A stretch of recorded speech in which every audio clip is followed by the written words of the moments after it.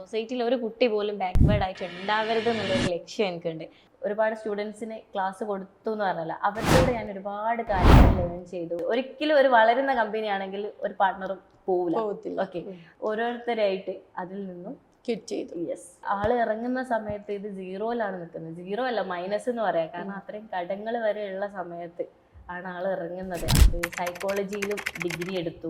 ഒരിക്കലും ഞാനൊരു ഓൺട്രപ്രണർ ആവും എന്നുള്ളതല്ല, ഞാനൊരു നല്ലൊരു ടീച്ചർ ആവുക എന്നുള്ളൊരു സാധനമായിരുന്നു അപ്പൊക്കെ അവിടെ വന്നിട്ടുണ്ടായിരുന്നത്. നെഗറ്റീവ്സ് കാര്യങ്ങൾ തീരെ സപ്പോർട്ട് ചെയ്യാത്തൊരു അവസ്ഥ എല്ലാം എനിക്ക് വന്നിട്ടുണ്ട്. ഒരു പുച്ഛത്തോടെ അത് കണ്ട് പിന്നെ എന്നെ എപ്പോ കാണുന്ന സമയത്തും എന്നോട്, ഞാൻ പോകുന്ന സമയത്താണെങ്കിൽ എന്നെ കാണുന്ന സമയത്താണ് ലോകവിവരം വരുന്നുണ്ട്, ആ ഒരു സാധനം പറയാൻ അതെ, ഒരു കളിയാക്കല്. ഞാനായിട്ട് അത് സ്റ്റോപ്പ് ചെയ്യിച്ചിട്ടില്ല. എൻ്റെ ഈ ഒരു സക്സസ് അത് സ്റ്റോപ്പ് ചെയ്യിപ്പിച്ചു. കരഞ്ഞോണ്ടാണ് പറയുന്നത് എന്നാ പറഞ്ഞ. അത്ര ഇമോഷണലായിട്ട് ഞാൻ എൻ്റെ കുട്ടിക്ക് പിന്നെ പേഴ്സണൽ ട്യൂട്ടർ വരെ വീട്ടിൽ വരെ വെച്ചിട്ടുണ്ടായിരുന്നു. ഒരു മാറ്റവും ഞാൻ എന്ത് ചെയ്യുമെന്നറിയാതെ ഒരുപാട് ക്ലിനിക്കിലും അവിടെ ഇവിടെയൊക്കെ ഞാൻ കൊണ്ടുപോയി. ഒരു മാറ്റവും എൻ്റെ കുട്ടിക്ക് വന്നിട്ടില്ല. എന്തായാലും ഇപ്പം ഞാൻ 100% സാറ്റിസ്ഫൈഡ് ആണ്. എങ്ങനെ നന്ദി പറയേണ്ടത് അറിയില്ല എന്നൊക്കെ പറഞ്ഞിട്ട് ഭയങ്കര ഇമോഷണൽ ആയെന്ന് പറയാം. ആള് പോയതിനു ശേഷം എൻ്റെ അടുത്തേക്ക് വന്നിട്ട് എന്നെ ഹഗ് ചെയ്തിട്ട് ആള് പറഞ്ഞു, നമുക്കിത് വീട്ടിൽ നിർത്തിയാൽ പോരാ, എല്ലാവരിലേക്കും ഇത് എത്തിക്കണം. അവിടെ നിന്നാണ് ഈ ഒരു ലേൺടെക് എന്ന് പറഞ്ഞ സ്ഥാപനം തുടങ്ങണം എന്നുള്ള ഒരു ആശയം വരുന്നത്. ഒരു ടീമിന്റെ ഒരു പ്രസക്തി ഒരു ഓൺട്രപ്രണറുടെ വളർച്ചയിൽ എത്രത്തോളം ഇമ്പാക്ട്ഫുൾ ആണ്? എൻ്റെ ഫാമിലിയാണ് അവരെല്ലാവരും. അവരുടെ ഓരോരുത്തരുടെയും സപ്പോർട്ട് കൊണ്ട് മാത്രമാണ് ഞാൻ ഇവിടെ എത്തിയിട്ടുള്ളത്. ഞാൻ എന്നും കാണുന്നത് എൻ്റെ വളർച്ച എന്ന് പറയുന്നത് എൻ്റെ ടീമിൻ്റെയും കൂടെ വളർച്ചയാണ്.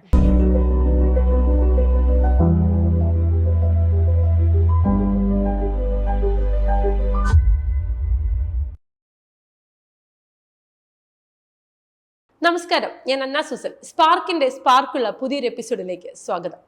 മലബാറിൽ നിന്നും ഒരു പെൺകുട്ടി ഒരുപാട് സ്വപ്നങ്ങളുമായി തൻ്റെ 22-ാം വയസ്സിൽ ഒരു സംരംഭത്തിന് തുടക്കം കുറിച്ചു. ഒരുപാട് മാതാപിതാക്കൾക്ക് ഒരുപാട് ചോദ്യങ്ങളുടെ ഉത്തരമായിരുന്നു ആ സംരംഭം. എന്നാൽ കുറേയധികം പ്രശ്നങ്ങൾ, ഒരുപാട് ഉയർച്ച താഴ്ചകൾ. ഇന്ന് ആ മലബാറുകാരി മലയാളികളുടെ മനസ്സ് കീഴടക്കിയ ഒരു സംരംഭകയാണ്. മറ്റാരുമല്ല ഇന്ന് സ്പാർക്കിന്റെ ഹോട്ട് സീറ്റിൽ കഥ പറയാനിരിക്കുന്നത്. ലെൻടെക് എന്ന് പറയുന്ന വലിയൊരു സാമ്രാജ്യത്തിന്റെ അമരക്കാരി ഫാത്തിമ, സ്വാഗതം സ്പാർക്കിന്റെ ഹോട്ട് സീറ്റിലേക്ക്. എനിക്ക് തോന്നുന്നു റീസെന്റ് സോഷ്യൽ മീഡിയയിൽ വളരെ തരംഗമായ ഒരു വ്യക്തിയാണ് ഫാത്തിമയുടെ പല റീലുകളും. ഞാനും ഫാത്തിമയായിട്ട് ഒരുപാട് നാളത്തെ ബന്ധം ഉണ്ടെങ്കിലും റീസെന്റ് ആ വീഡിയോസ് കണ്ടപ്പോഴാണ് നമ്മൾ വീണ്ടും റീകണക്ട് ആവുന്നത്. വളരെയധികം സന്തോഷം ആദ്യത്തെ ഒരു ബ്രാൻഡ് സ്റ്റോറി പറയാനായിട്ട് നമ്മുടെ പ്ലാറ്റ്ഫോം തിരഞ്ഞെടുത്തതില്ല. മലബാറാണ് സ്വദേശം എന്ന് പറഞ്ഞു. മലബാറിൽ എവിടെയാ? കാലിക്കറ്റ് കൊടുവള്ളിയാണ്. കാലിക്കറ്റ് തന്നെയാണ് പഠിച്ചതൊക്കെ? അതെ, കാലിക്കറ്റ് ആണ് പഠിച്ചിട്ടുള്ളത്. ആക്ച്വലി എൻ്റെ മാരേജ് പെട്ടെന്ന് കഴിഞ്ഞിട്ടുണ്ടായിരുന്നു. +2 പഠിക്കുന്ന സമയത്ത് എൻ്റെ ഫ്രണ്ട്സ് എല്ലാം ഡിഗ്രി ചെയ്യാൻ പോകുന്ന സമയത്ത് എൻ്റെ കല്യാണം കഴിഞ്ഞിട്ടുണ്ട്. നേരത്തെ കെട്ടിച്ചു വിട്ടു? അതെ. ആ ഒരു ഏരിയയിൽ കുറെ വീടുകളൊക്കെ അങ്ങനെയാണ്, നേരത്തെ കല്യാണം കഴിച്ചു. അതിന്റെ തൊട്ട വർഷം തന്നെ ഞാൻ ഉമ്മയുമായി. എല്ലാം പെട്ടെന്ന് കഴിഞ്ഞല്ലേ? അപ്പൊ അത് കഴിഞ്ഞിട്ട് പഠിക്കാൻ പോയില്ലേ? പഠിക്കാൻ പോയിട്ടുണ്ട്. അതിനൊക്കെ കുറച്ച് സ്റ്റോറീസ് ഉണ്ട്. ആ സ്റ്റോറീസ് ആണ് ഞങ്ങൾക്ക് വേണ്ടത്. കാരണം അന്ന് ലൈഫിലെടുത്ത ആ വലിയ തീരുമാനമാണ് ഇന്ന് ഒരുപാട് പേരുടെ ജീവിതത്തിൽ വലിയ വഴിത്തിരിവായിരിക്കുന്നത്. ആക്ച്വലി മാരേജ് കഴിഞ്ഞതിന് ശേഷമാണ് പഠിക്കാൻ ഇറങ്ങിയതും ഈ ഒരു ഇതിലേക്കൊക്കെ എത്താൻ വേണ്ടിയിട്ട് പറ്റിയിട്ടുണ്ട്. ഈ മാരേജ് കഴിഞ്ഞ് പഠിക്കാൻ പോകണമെന്ന് നേരത്തെ പറഞ്ഞിരുന്നോ ഹസ്ബൻഡ് അടുത്ത്? മറ്റേ ഡിമാൻഡ് വെച്ചിരുന്നോ കല്യാണമൊക്കെ കഴിക്കുന്ന? ഓക്കെ, പക്ഷെ നേരെ പഠിക്കാൻ പറ്റുള്ളൂ. അന്നത്തെ ആ ഒരു സമയത്ത് എന്താ, നമുക്ക് ഹസ്ബൻഡിന്റെ ഉമ്മാനോടാണെങ്കിലും, അതായത് എൻ്റെ വീട്ടിലെ കാര്യമല്ല, പൊതുവെ എല്ലാ വീട്ടിലും പഠിക്കാൻ ഇറങ്ങുക, പെൺകുട്ടികൾ പുറത്തിറങ്ങുക എന്നൊക്കെ പറയുമ്പോൾ അത് ഭയങ്കര ഒരു പ്രശ്നമുള്ള ഒരു കാര്യമായിരുന്നു. പക്ഷെ ഇവരുടെ വീട്ടിലേക്ക് വന്ന സമയത്ത് എനിക്കതൊരു പ്രശ്നമായി തോന്നിയിട്ടില്ല. പക്ഷെ ഞാൻ എന്ത് ചെയ്ത്, വലിയ കോഴ്സുകൾ, അതായത് കുറെ ഡ്യൂറേഷൻ വരുന്ന കോഴ്സുകൾ ചെയ്യുന്നതിന് പകരം ഷോർട്ട് ടേം ആയിട്ടുള്ള കുറച്ച് കോഴ്സസ് ചൂസ് ചെയ്തിട്ട് ഞാൻ ചെയ്യാൻ വേണ്ടിയിട്ട് തുടങ്ങി. ഇങ്ങനെ ഓരോന്ന് ചെയ്തു. ഞാൻ പറഞ്ഞല്ലോ, എനിക്ക് ആക്ച്വലി ഒരു ടീച്ചർ ആവണം എന്നുള്ള ആഗ്രഹം എൻ്റെ ഉള്ളിൽ ചെറുപ്പം മുതലേ കിടപ്പുണ്ട്. അപ്പോൾ അതിൻ്റെയൊക്കെ പുറത്ത് ഞാൻ വിചാരിച്ചത് മാരേജോട് കൂടി എല്ലാം സ്റ്റോപ്പായി, ഇനി ഒന്നും ഉണ്ടാവില്ല. കാരണം ഞാൻ കാണുന്നതും അങ്ങനെ ആയിരുന്നു. നമ്മളെ ചുറ്റിലും നോക്കുന്ന സമയത്ത് കുട്ടികളെ എന്താ പറയുക, പാരൻസ് ആണെങ്കിലും കല്യാണം കഴിപ്പിച്ച് വിട്ടതോടുകൂടി അവരുടെ അത് കഴിഞ്ഞ്, അതാണ് അവരെ ലൈഫ് സെറ്റിൽ ചെയ്ത് കൊടുത്ത് അത് കഴിഞ്ഞ് പിന്നേക്ക് ചിന്തിക്കുന്നില്ല. ഈ കല്യാണമാണ് ഏറ്റവും അവസാനത്തെ വാക്ക് എന്നാണ് എല്ലാവരും ചിന്തിച്ചിരിക്കുന്ന ആ ഒരു സമയത്തായിരുന്നു. കല്യാണം കഴിഞ്ഞിട്ട് എന്ത് കോഴ്സാണ് പഠിക്കാൻ വേണ്ടി പോയത്? ടീച്ചർ ആവാനുള്ള കോഴ്സാണ് പഠിക്കാൻ പോയത്? അല്ലല്ല, കല്യാണം കഴിഞ്ഞതിന് ശേഷം ഞാൻ പറഞ്ഞല്ലോ ഷോർട്ട് ടേം ആയിട്ട് കമ്പ്യൂട്ടർ കോഴ്സ്, അങ്ങനെ ഒരുപാട് കോഴ്സസ് ഞാൻ ചെയ്തു. ബട്ട് അതൊന്നും എന്താ പറയുക, എനിക്ക് ഇഷ്ടപ്പെട്ടൊരു ഇതായിട്ട് തോന്നിയില്ല. അതുകൊണ്ട് തന്നെ ഞാനത് ഫുള്ളാക്കാനും നിന്നിട്ടില്ല. കുറച്ച് ചെയ്യും, എന്നിട്ട് അടുത്ത കോഴ്സിലേക്ക് ചാടും. അങ്ങനെ ചെയ്തുകൊണ്ടിരിക്കുന്ന സമയത്താണ് എന്ത് ചെയ്ത് ഞാൻ കുറച്ചൊരു ആക്റ്റീവായിരുന്നു. ചെറുപ്പം മുതലേ തന്നെ ഞാൻ പറഞ്ഞല്ലോ, ഞാൻ പഠിച്ചുകൊണ്ടിരിക്കുന്ന സമയത്ത് എൻ്റെ ഫ്രണ്ട്സ് ആണെങ്കിലും നമ്മൾ ഇങ്ങനെ കാണുകയാണ് പിന്നെ ഈ ബാക്ക്വേർഡ് ആയിട്ടുള്ള സ്റ്റുഡൻസ് ഉണ്ടാവും. അപ്പൊ ഇത്തരത്തിലുള്ള സ്റ്റുഡൻസ് ചിലപ്പോൾ നമ്മുടെ ഫ്രണ്ട്സിലും വരും. അപ്പോൾ ഈ ടീച്ചേഴ്സൊക്കെ ഇവരെ ക്ലാസ്സിൽ എല്ലാവരുടെ ഇടയിൽ ഇട്ടിട്ട് ഷൗട്ട് ചെയ്യുക, ഇവർക്ക് എന്തെങ്കിലും മിസ്റ്റേക്ക് വന്നാൽ അത് കറക്റ്റ് അവരെ ചേർത്ത് പിടിച്ച് പിന്നെ അവർക്ക് പറഞ്ഞു കൊടുക്കുന്നതിന് പകരം എല്ലാവരുടെ അടുത്തു നിന്നും അവരെ ഇൻസൾട്ട് ചെയ്യുക. ആ ഒരു ഫീലിംഗ് ഒക്കെ നമ്മുടെ ഫ്രണ്ട്സിലും കൂടെ ആ ഒരു കാര്യം വന്നാൽ നമുക്കത് വല്ലാതെ ഹേർട്ട് ചെയ്യും. അപ്പോൾ അതൊക്കെ ഉള്ളിലുള്ള ഒരു കാര്യമായിരുന്നു, എന്ത് ഇങ്ങനത്തെ സ്റ്റുഡൻസിനെ ഇങ്ങനെ അല്ലല്ലോ ട്രീറ്റ് ചെയ്യേണ്ടത് എന്നുള്ളത്. ഓക്കെ, പക്ഷെ നമ്മൾ ലേണിംഗ് ഡിഫിക്കൽട്ടി ആണെന്ന് നമുക്ക് അന്നേ അറിയായിരുന്നു. അന്നേ അറിയാന്നല്ല, അതായത് നമുക്കിപ്പോൾ അതായത് ഞാൻ നന്നായിട്ട് പഠിക്കുന്ന ആള് നല്ല പറയുന്നത്, നമ്മൾ നല്ല രീതിയിലുള്ള മാർക്കും കാര്യങ്ങളൊക്കെ വാങ്ങി നമ്മളെ കൂടെ ഉള്ള ആൾക്കാർക്ക് അത് കിട്ടാതിരിക്കുകയും ചിലപ്പോൾ അവർ നമ്മൾ പഠിക്കുന്നത് പോലും കാണുന്നുണ്ടാവില്ല, പക്ഷെ നമുക്കത് മാർക്ക് കിട്ടുന്നുണ്ട്, പക്ഷെ മറ്റേ ആൾക്ക് കിട്ടുന്നില്ല. അപ്പോൾ അവരെ ടീച്ചേഴ്സ് ഷൗട്ട് ചെയ്യുക. അപ്പോൾ അതിന് പകരം നമ്മൾ അവരെ ചേർത്ത് പിടിച്ചിട്ട് ആ സമയത്ത് തന്നെ എന്താ എടാ നമുക്ക് ശരിയാക്കാം, ഹോംവർക്കൊക്കെ അങ്ങോട്ട് പാസ് ചെയ്ത് കൊടുക്കുക, അവരെ ഹെൽപ്പ് ചെയ്യുക. ആ രീതിയിലൊക്കെ നമുക്ക് ഉള്ളിലൊരു എന്താ പറയാ ഒരു സ്പാർക്ക് ഉണ്ടായിരുന്നു. അതെ അതെ, ഇവർക്ക് ഇങ്ങനെ അല്ല ട്രീറ്റ് ചെയ്യേണ്ടതെന്നുള്ള ഒരു സാധനം ഉള്ളിൽ കിടപ്പുണ്ട്. അതിനോടൊപ്പം തന്നെ ഒരു ടീച്ചർ ആവണം എന്നുള്ള ഒരു ആഗ്രഹം. ഞാനിങ്ങനെ കണ്ണാടിയുടെ മുന്നിലൊക്കെ പോയി നിന്നിട്ട് സാരി കൊടുത്ത് നോക്കിയിട്ട് ഇങ്ങനെ നമ്മുടെ ടീച്ചർമാരെ ഇമിറ്റേറ്റ് ചെയ്യും. അതെ അതെ അതെ. ഷോർട്ട് ടൈം കോഴ്സസ് ചെയ്തു, ഒന്നും കംപ്ലീറ്റഡ് അല്ല. ഫാഷൻ ഡിസൈനിങ് ചെയ്തു, അതും എനിക്ക് ഇഷ്ടമില്ലാത്തൊരു ഇത്. അതായത് നമ്മൾ ചെയ്തു നോക്കുക എന്നിട്ട് വേണ്ടെങ്കിൽ ഒഴിവാക്കുക എന്നുള്ള ഒരു സിസ്റ്റത്തിലായിരുന്നു പോയോണ്ടിരുന്നത്. ആ സമയത്താണ് എൻ്റെ നാട്ടിൽ തന്നെ എൻ്റെ വീടിൻ്റെ അടുത്തുള്ള ഉമ്മാൻ്റെ വീടിനടുത്തുള്ള ഒരു താത്ത ടീച്ചറായിരുന്നു. അവർ ഒരുപാട് നല്ല എക്സ്പീരിയൻസ്ഡ് ആയിട്ടുള്ള pre-KG ടീച്ചറാണ്. അവര് എന്നെ കണക്ട് ചെയ്തു. അവർക്ക് എന്തോ ഒരു കോഴ്സ് ചെയ്യണം, ഒരു 2 മന്തിലേക്ക് അവർ ക്വാളിഫിക്കേഷനോ കാര്യങ്ങളൊന്നും നോക്കാതെ തന്നെ ഒരു 2 മന്തിലേക്ക് എനിക്ക് പകരം എനിക്കൊന്ന് നിൽക്കാൻ പറ്റുമോ, കാരണം എനിക്ക് അതിനുള്ളൊരു സ്കില്ല് ഉണ്ട് എന്ന് ആൾക്ക് മനസ്സിലായതുകൊണ്ടോ എന്തോ ആയിരിക്കും, കുട്ടികളുടെ അടുത്ത് സംസാരിക്കാൻ പറ്റുമെന്ന് തോന്നിയതുകൊണ്ടോ pre-KG ആണല്ലോ.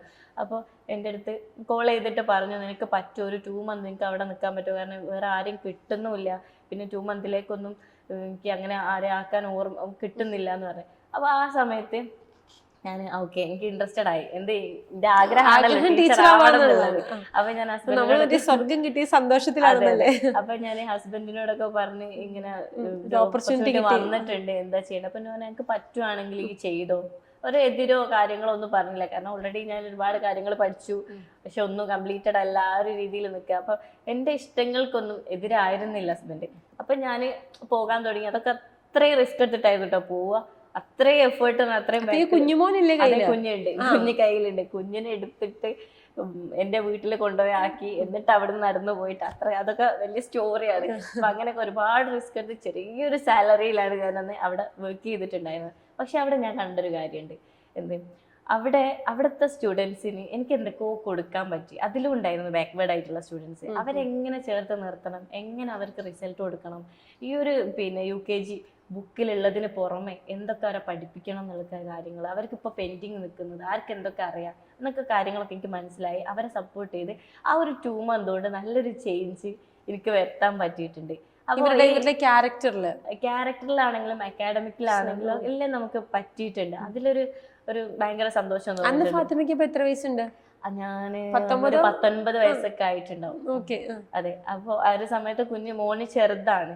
അപ്പോൾ എന്താ പറയാ, അപ്പൊ പാരന്റ്സ് മീറ്റിംഗ് ഉണ്ടാവും ഈ കുട്ടികൾക്ക്. അപ്പൊ പാരന്റ്സ് മീറ്റിംഗിൽ പാരന്റ്സ് എല്ലാം വന്ന് എന്നോട് ഈ മുന്നുള്ള ടീച്ചർ പറഞ്ഞൊരു കാര്യം, ഇവിടുന്ന് ഫീസൊന്നും കറക്റ്റ് കിട്ടൂല, ഇവിടെ എങ്ങനെ എനിക്ക് ഫീസ് കിട്ടിയെന്നുള്ളത് കറക്റ്റ് ഫീയും കാര്യങ്ങളൊക്കെ ആ പാരന്റ് അടിച്ചു. കാരണം അത്രയും ആ പാരന്റ് ഹാപ്പി ആയിരുന്നു, പാരന്റ്സ് ഹാപ്പി ആയിരുന്നു കുട്ടികളെ പഠിപ്പിച്ച കാര്യത്തിൽ.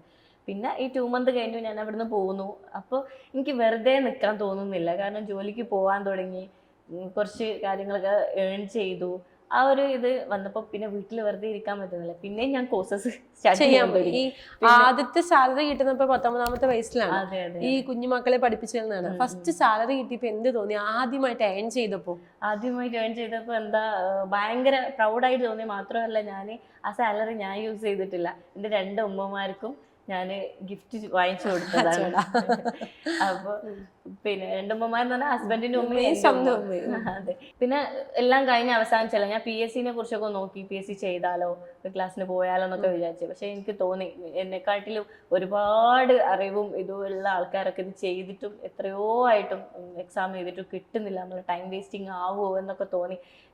അല്ലാതെ എന്തെങ്കിലും ചെയ്യാൻ പറ്റും എന്നുള്ള രീതിയിൽ ഇങ്ങനെ അന്വേഷിച്ചുകൊണ്ടിരിക്കുമ്പോഴാണ് എൻ്റെ ഒരു ഫ്രണ്ടിന്റെ സ്റ്റാറ്റസ് ഞാൻ കണ്ട്. എന്ത് ഒരു സ്ഥലത്ത് പിന്നെ ഹയറിങ് നടക്കുന്നുണ്ട്, പിന്നെ ജോബ് വേക്കൻസി ഉണ്ട് എന്നുള്ളത്. കമ്പ്യൂട്ടർ, ഞാൻ ഓൾറെഡി കമ്പ്യൂട്ടർ പഠിച്ചതാണ്. അപ്പോൾ ആ രീതിക്ക് ഞാൻ പോയി. അവിടെ പോയി ഓഫീസ് വർക്ക് സ്റ്റാർട്ട് ചെയ്തു. അവിടെ എനിക്ക് തോന്നുന്നു ഒരു 4 മന്തോ 3 മന്തോ എങ്ങാനും ഞാൻ വർക്ക് ചെയ്തിട്ടുണ്ട്. അവിടെയുള്ള ഓരോ സ്റ്റാഫിൻ്റെയും പ്രശ്നം എന്ന് വെച്ചാൽ ഓരോരുത്തരും കൊഴിഞ്ഞു പോകാനുള്ള റീസൺ എന്ന് വെച്ചാൽ ആർക്കും സാലറി കറക്റ്റ് ആയിരുന്നില്ല, സാലറിയേ ഇല്ല. ഞാനൊക്കെ പിന്നെ പുറത്തിറങ്ങട്ടെ, എങ്ങനെയെങ്കിലും എന്തെങ്കിലുമൊക്കെ ആവാൻ പറ്റുന്നൊരു സാധനം ഉള്ളിൽ ഉള്ളത് കൊണ്ട് ഞാൻ അങ്ങനെ സാലറി പോലും ഇല്ലാതെ ഒരുപാട് മാസങ്ങൾ ഞാൻ അവിടെ സാലറി ഇല്ലാതെ ഒരു സേവനം പോലെ ചെയ്തു. നമുക്ക് വീട്ടിൽ നിന്ന് പുറത്തിറങ്ങാനും പഠിക്കാനും. അതെ, പഠിക്കാനും. അതിലൂടെ ഞാൻ ഒരുപാട് കാര്യങ്ങൾ പഠിക്കുന്നുണ്ടായിരുന്നു. ഞാൻ ഒരാളുടെ സ്റ്റാറ്റസ് കണ്ടിട്ടാണ്, അതായത് അവര് ത്രൂ ആണ്, അവരുടെ സ്റ്റാറ്റസ് കണ്ടിട്ടാണ് ഇവിടെ ഒരു ഹയറിംഗ് നടക്കുന്നുണ്ട് എന്നുള്ള വിവരം ഞാൻ അറിഞ്ഞത്. അങ്ങനെ അവിടെ കയറി. അവിടെ നിന്നാണ് ഈ ഒരു LD റെമഡിയൽ കോഴ്സിനെ കുറിച്ച് ഞാൻ അറിയുന്നത്. അതായത് അവിടെ ഓൾറെഡി 4 വർഷം എക്സ്പീരിയൻസ്ഡ് ആയിട്ടുള്ള LD റെമഡിയൽ ക്ലാസ് കൊടുക്കുന്ന, ഈ കോഴ്സൊക്കെ ചെയ്തിട്ട് ഇങ്ങനത്തെ സ്റ്റുഡൻസിനെ പഠിപ്പിക്കുന്നുണ്ട് എന്നൊക്കെ എൻ്റെ ഒരു. അപ്പൊ ഈ LD കോഴ്സ് എന്ന് ഉദ്ദേശിക്കുന്നത് ലേണിംഗ് ഡിഫിക്കൽട്ടിയാണ്, പഠിക്കാനും വായിക്കാനും എഴുതാനും അറിയാത്ത കുട്ടികൾ. അതായത് റീഡിങ്ങും റൈറ്റിങ്ങും ബേസ് ഇല്ലാത്ത, അതിലൊക്കെ പ്രശ്നങ്ങൾ വരുന്ന, കൃത്യമായിട്ട് എഴുതാനും വായിക്കാനും പറ്റാത്ത കുട്ടികളുണ്ടാവും. അതിനൊരു ഏജോ കാര്യങ്ങളോ ഇല്ല. എന്ത് ഇപ്പൊ ചിലപ്പോ 8ാം ക്ലാസ് പഠിക്കുന്ന കുട്ടിക്കും 10ൽ പഠിക്കുന്ന കുട്ടിക്കും ഉണ്ടാവും എന്ത് സ്പെല്ലിംഗ് മിസ്റ്റേക്ക്. അപ്പൊ അങ്ങനത്തെ സ്റ്റുഡൻസിനെ കറക്റ്റ് അവരുടെ കാര്യങ്ങൾ മനസ്സിലാക്കി പഠിപ്പിക്കുന്ന ഒരു കോഴ്സ് ഉണ്ട്. ഓക്കെ, അവരെ നമ്മൾ ഈ ഒരു കോഴ്സ് പഠിച്ചു കഴിഞ്ഞാൽ നമ്മൾ ആ രീതിയിൽ ട്രീറ്റ് ചെയ്യും, ആ കുട്ടീനെ നമുക്ക് സെറ്റാക്കി എടുക്കാൻ പറ്റും. എനിക്ക് തോന്നുന്നു ഞാനും ഒരു കുട്ടിക്ക് വേണ്ടിയിട്ട്, ഞാൻ 10ാം ക്ലാസ്സിൽ പഠിക്കുമ്പോൾ എൻ്റെ കൂടെ പഠിച്ച കുട്ടിക്ക് വേണ്ടിയിട്ട് 10ാം ക്ലാസ്സിൽ എക്സാം ആൾക്ക് എഴുതി കൊടുത്തത് ഞാനാണ്. അപ്പൊ എനിക്കത് മനസ്സിലാകും.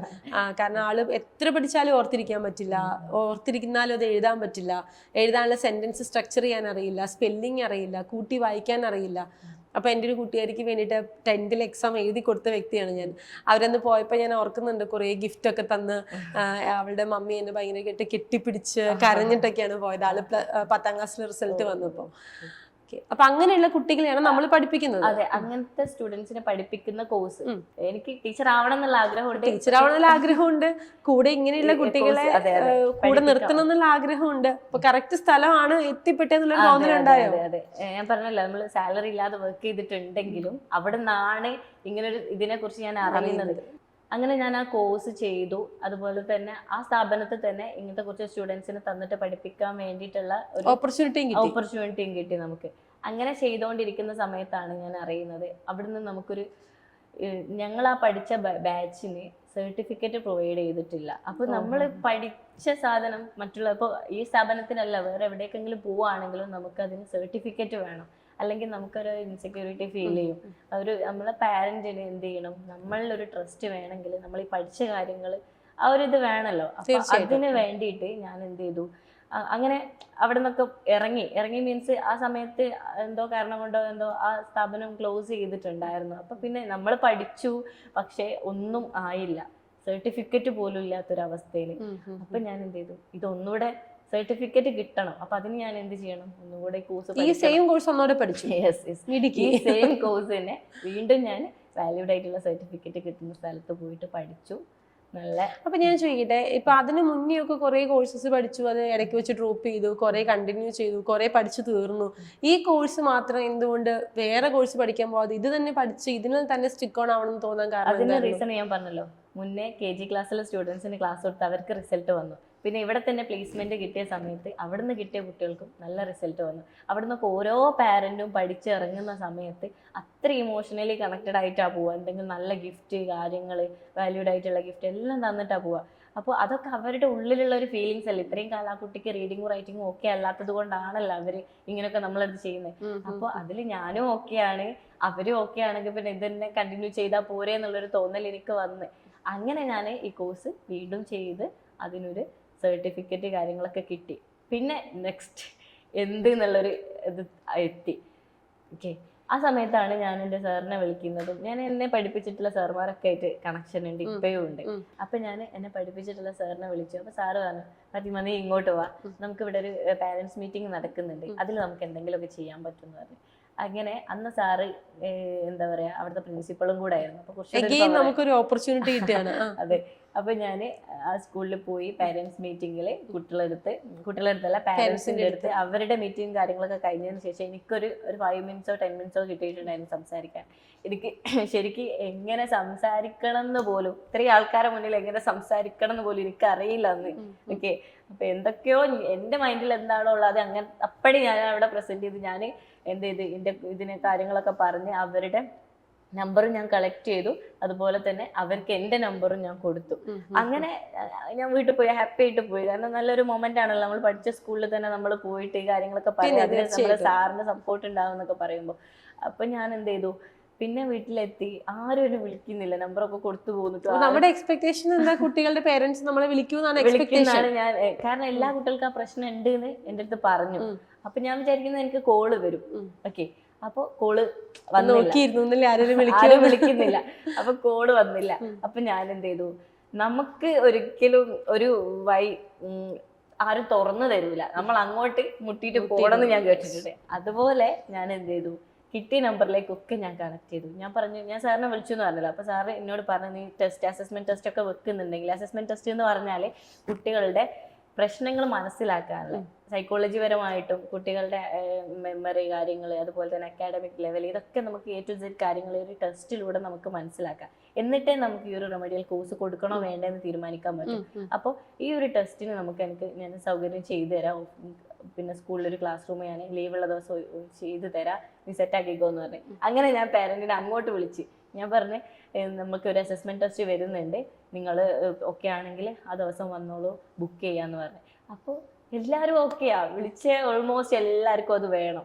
അപ്പൊ അന്നത്തെ ആ ഒരു ദിവസം തന്നെ സക്സസ് ആയിരുന്നു. കാരണം ഞാൻ അസസ്മെന്റ് ടെസ്റ്റ് വെച്ച ദിവസം എനിക്ക് ഹെൽപ്പിന് വേണ്ടി എൻ്റെ ഫ്രണ്ടിനെയും കൂട്ടിയിട്ടുണ്ടായിരുന്നു ഞാൻ. ഓക്കെ. ആ ആളെ ഞാൻ പിന്നെ എന്ത് ചെയ്തിട്ടുണ്ടായിരുന്നു, എൻ്റെ കൂടെ ഫ്രണ്ടിനെ കൂട്ടി എന്ന് പറഞ്ഞില്ലേ. അപ്പൊ അന്നത്തെ അസസ്മെന്റ് ടെസ്റ്റിൽ ആൾ എൻ്റെ കൂടെ നന്നായിട്ട് ഹെൽപ്പ് ചെയ്ത് നിന്ന് തന്നു.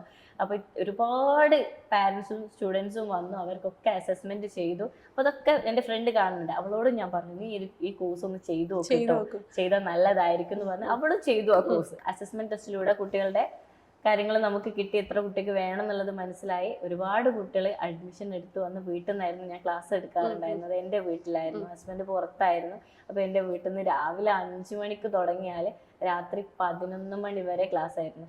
ഓരോ ടൈം ഒരു കുട്ടിക്ക് 1 മണിക്കൂറാണ് കൊടുക്കുക. അപ്പൊ ഓരോ മണിക്കൂർ ഇടവിട്ട് കുട്ടികൾ ഇങ്ങനെ വന്നോണ്ടിരിക്കും. അതിൽ ജസ്റ്റ് ഫുഡ് കഴിക്കാനും നിസ്കരിക്കാനും ഉള്ള ടൈം മാത്രമേ എനിക്ക് ഉണ്ടായിരുന്നു. ഉമ്മ നോക്കും. ഉമ്മ ഇതിന്റെ ബാക്കിൽ ഒരുപാട് എഫേർട്ട് ഇടുന്നുണ്ട്, മനസ്സിലാവല്ലോ. നമുക്ക് ഇങ്ങനെ ചെയ്യണമെങ്കിൽ ഫാമിലി നല്ല സപ്പോർട്ട് വേണമല്ലോ.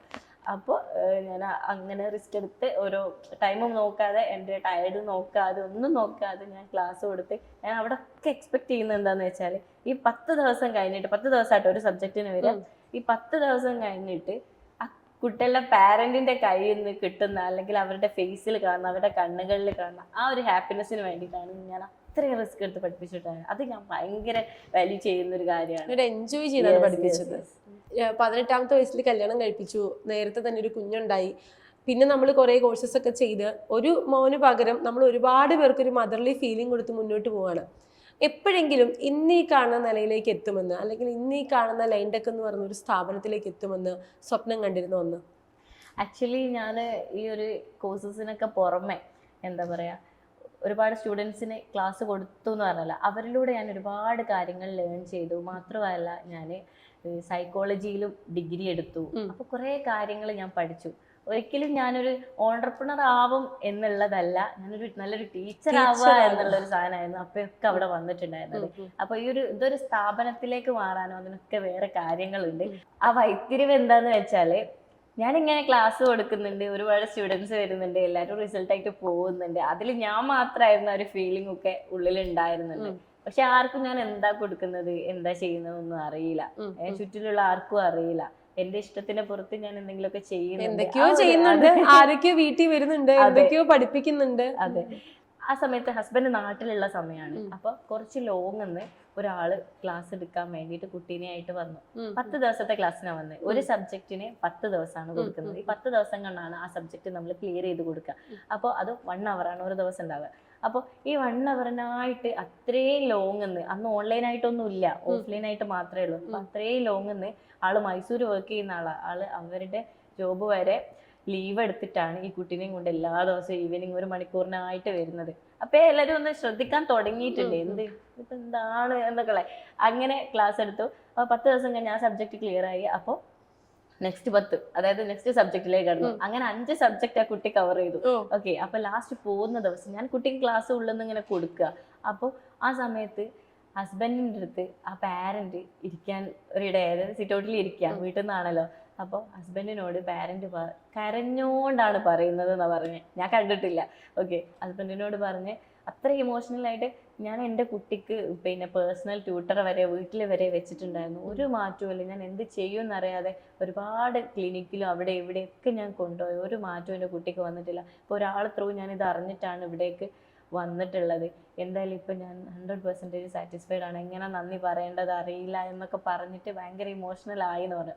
അപ്പോഴാണ് ഹസ്ബൻഡ് എന്ത് ചെയ്യുന്നത്, ഇതിനെ കുറിച്ച് ഭാര്യ ഇത്ര സംഭവമായിരുന്നു അല്ലേ, അതെ, ഇതിനെ കുറിച്ച് ഇത് ഇത്രയും പൊട്ടൻഷ്യൽ അല്ലെങ്കിൽ ഇത്രയും ഒരു വാല്യൂഡ് ആയിട്ടുള്ള ഒരു സംഭവമാണോ ഇതെന്ന് ചിന്തിച്ചതും ആള് പോയതിനു ശേഷം എൻ്റെ അടുത്തേക്ക് വന്നിട്ട് എന്നെ ഹഗ് ചെയ്തിട്ട് ആള് പറഞ്ഞു, നമുക്കിത് വീട്ടിൽ നിർത്തിയാൽ പോരാ, നമുക്കിത് എല്ലാവരിലേക്കും ഇത് എത്തിക്കണം.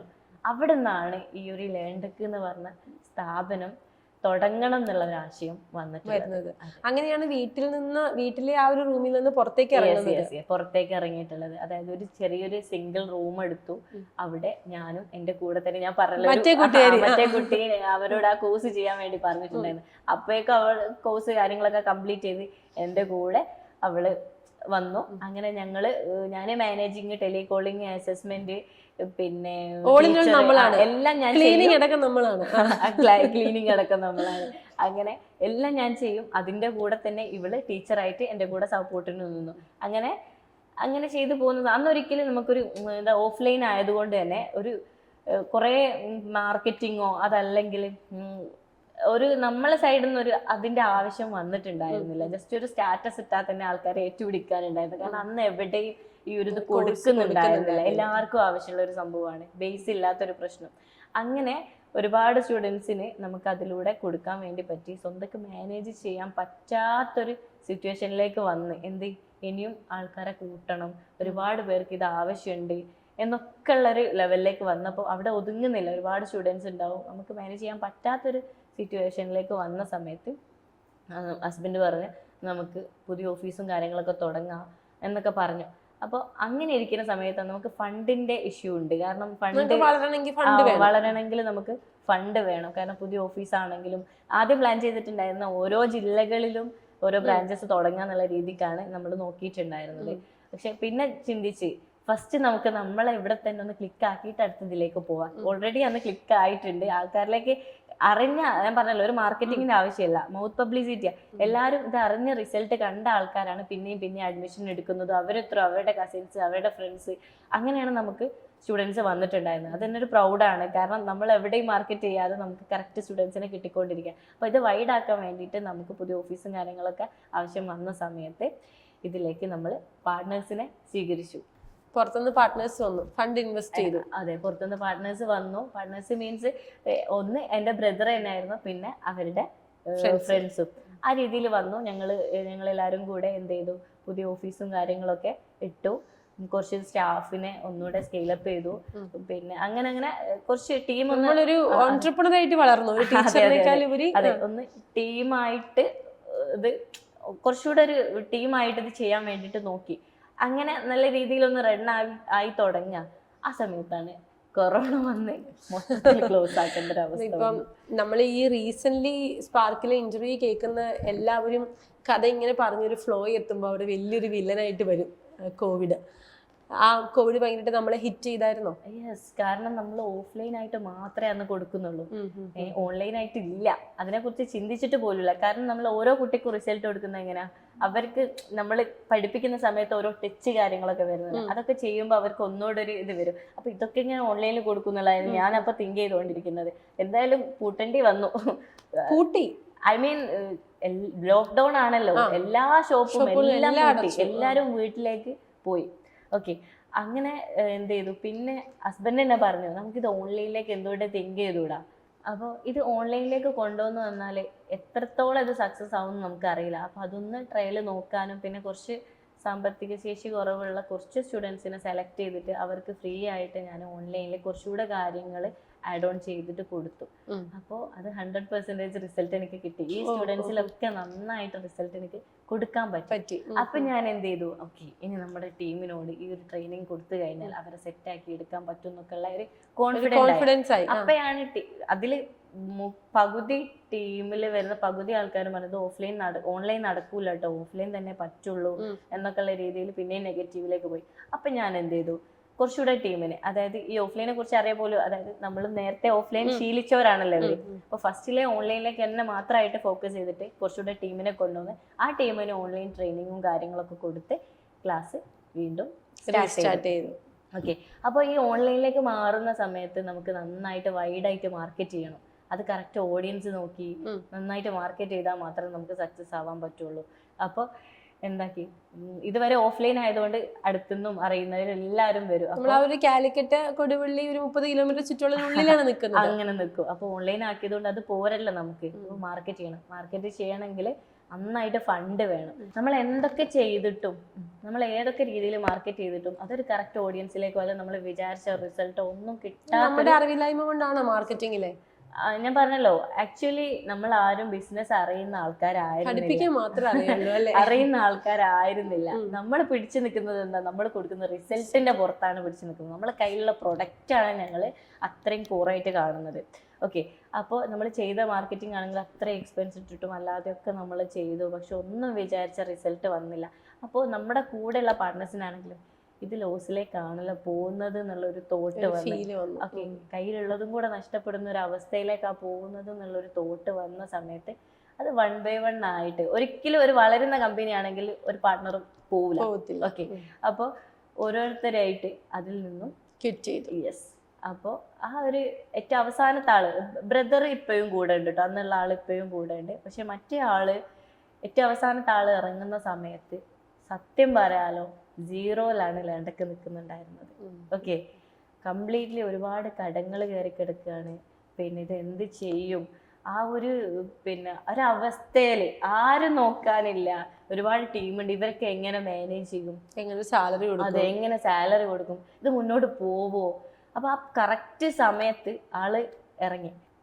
ആള് ഇറങ്ങുന്ന സമയത്ത് ഇത് 0ലാണ് നിൽക്കുന്നത്. 0 അല്ല, മൈനസ് എന്ന് പറയാം. കാരണം അത്രയും കടങ്ങൾ വരെ ഉള്ള സമയത്ത് ആണ് ആള് ഇറങ്ങുന്നത്. അത്രയും 0ലും മൈനസിലും നിൽക്കുന്ന സമയത്തും അവരിറങ്ങായിട്ട് പോലും ആളെ ഫണ്ട് കൊടുത്തിട്ട് തന്നെ നമ്മൾ എന്ത് ചെയ്തു, സെറ്റിൽ ചെയ്തു. അവരിറക്കിയതിനേക്കാൾ കൂടുതലായിട്ട് കൊടുത്തിട്ട് തന്നെ നമ്മൾ സെറ്റിൽ ചെയ്തു. അവര് പോയി. പിന്നെ ഞാൻ നിൽക്കുന്നത് വലിയൊരു ചോദ്യചിഹ്നത്തിലാണ്. അതെ, എന്ത് ചെയ്യും ഇനി, ഞാൻ എന്ത് ചെയ്യും? ആ ഒരു ചോദ്യത്തിന് പുറത്ത് ഞാൻ ഇങ്ങനെ സ്റ്റെക്കായി നിൽക്കുക. അത്രയും 0ലാണ് ഞാൻ നിൽക്കുന്നത്. ഇപ്പോൾ നിലവിൽ ഉണ്ടാക്കി വെച്ച കാര്യങ്ങളെല്ലാം നമ്മൾ കവർ ചെയ്യണം. പിന്നെ അതിൽ നിന്ന് ഒന്നിന്ന് തുടങ്ങണം. ഇത് തുടങ്ങണോ അല്ലെങ്കിൽ നിർത്തണോ എന്നുള്ള ഒരു മുന്നിൽ പോയി ചോദിച്ചിട്ടുണ്ട്, ഫാത്തിമ നിനക്ക് ഇതിന്റെ വല്ല കാര്യം ഉണ്ടായിരുന്നോ ഫാത്തിമ? ഇപ്പോഴും ഓർക്കും. ഞാൻ അന്ന് ഓഫീസിൽ നിന്ന് ഇറങ്ങി ബൈക്കിൽ ഇങ്ങനെ പോന്നുകൊണ്ടിരിക്കുക. അപ്പൊ പോരുമ്പോ എന്റെ തലയൊക്കെ ഇങ്ങനെ കറങ്ങുന്നുണ്ട്. ശരിക്കും ഞാൻ എന്താ ചെയ്യുക, ഇനിയിപ്പോ എന്താ ചെയ്യാൻ പറ്റുക, ഇങ്ങനെ ചോദ്യങ്ങൾ ഇങ്ങനെ വരിക, മൈൻഡ് ഇങ്ങനെ കറങ്ങുക, വേറെ ഒന്നുമില്ല ചുറ്റും. അങ്ങനെ ഞാൻ എന്ത് ചെയ്യണമെന്ന് ഒന്നും അറിയാതെ ഞാൻ എന്ത് ചെയ്തു, വീട്ടിലെത്തി നേരെ ഹസ്ബൻഡിനെ വിളിച്ചു. എന്തായാലും ഞാൻ ചെയ്യുക, നമ്മൾ എന്താ ചെയ്യാന്ന് ചോദിച്ചു. അപ്പൊ എന്നോട് പറഞ്ഞു, നിനക്കിതിന് പറ്റും. കാരണം ഓരോ സക്സസിന്റെ പിന്നിലും ഓരോ ബ്രാൻഡായി മാറിയതിന്റെ പിന്നിലും ഒരുപാട് സ്ട്രഗിളിങ്സ് ഉണ്ട്. ഇതൊക്കെ അതിൻ്റെ ഒരു ടേണിങ് പോയിന്റ് ആയിട്ട് എടുക്കുക. നിനക്കിതിന് പറ്റും. കുറച്ച് കഴിയുമ്പോൾ നിന്നെ അറിയുന്ന ആൾക്കാരുണ്ടാവും, നമ്മളെ ബ്രാൻഡ് അറിയുന്ന ആൾക്കാരുണ്ടാവും. നമ്മൾ എഫേർട്ട് ഇട്ടാൽ നിനക്ക് പറ്റും.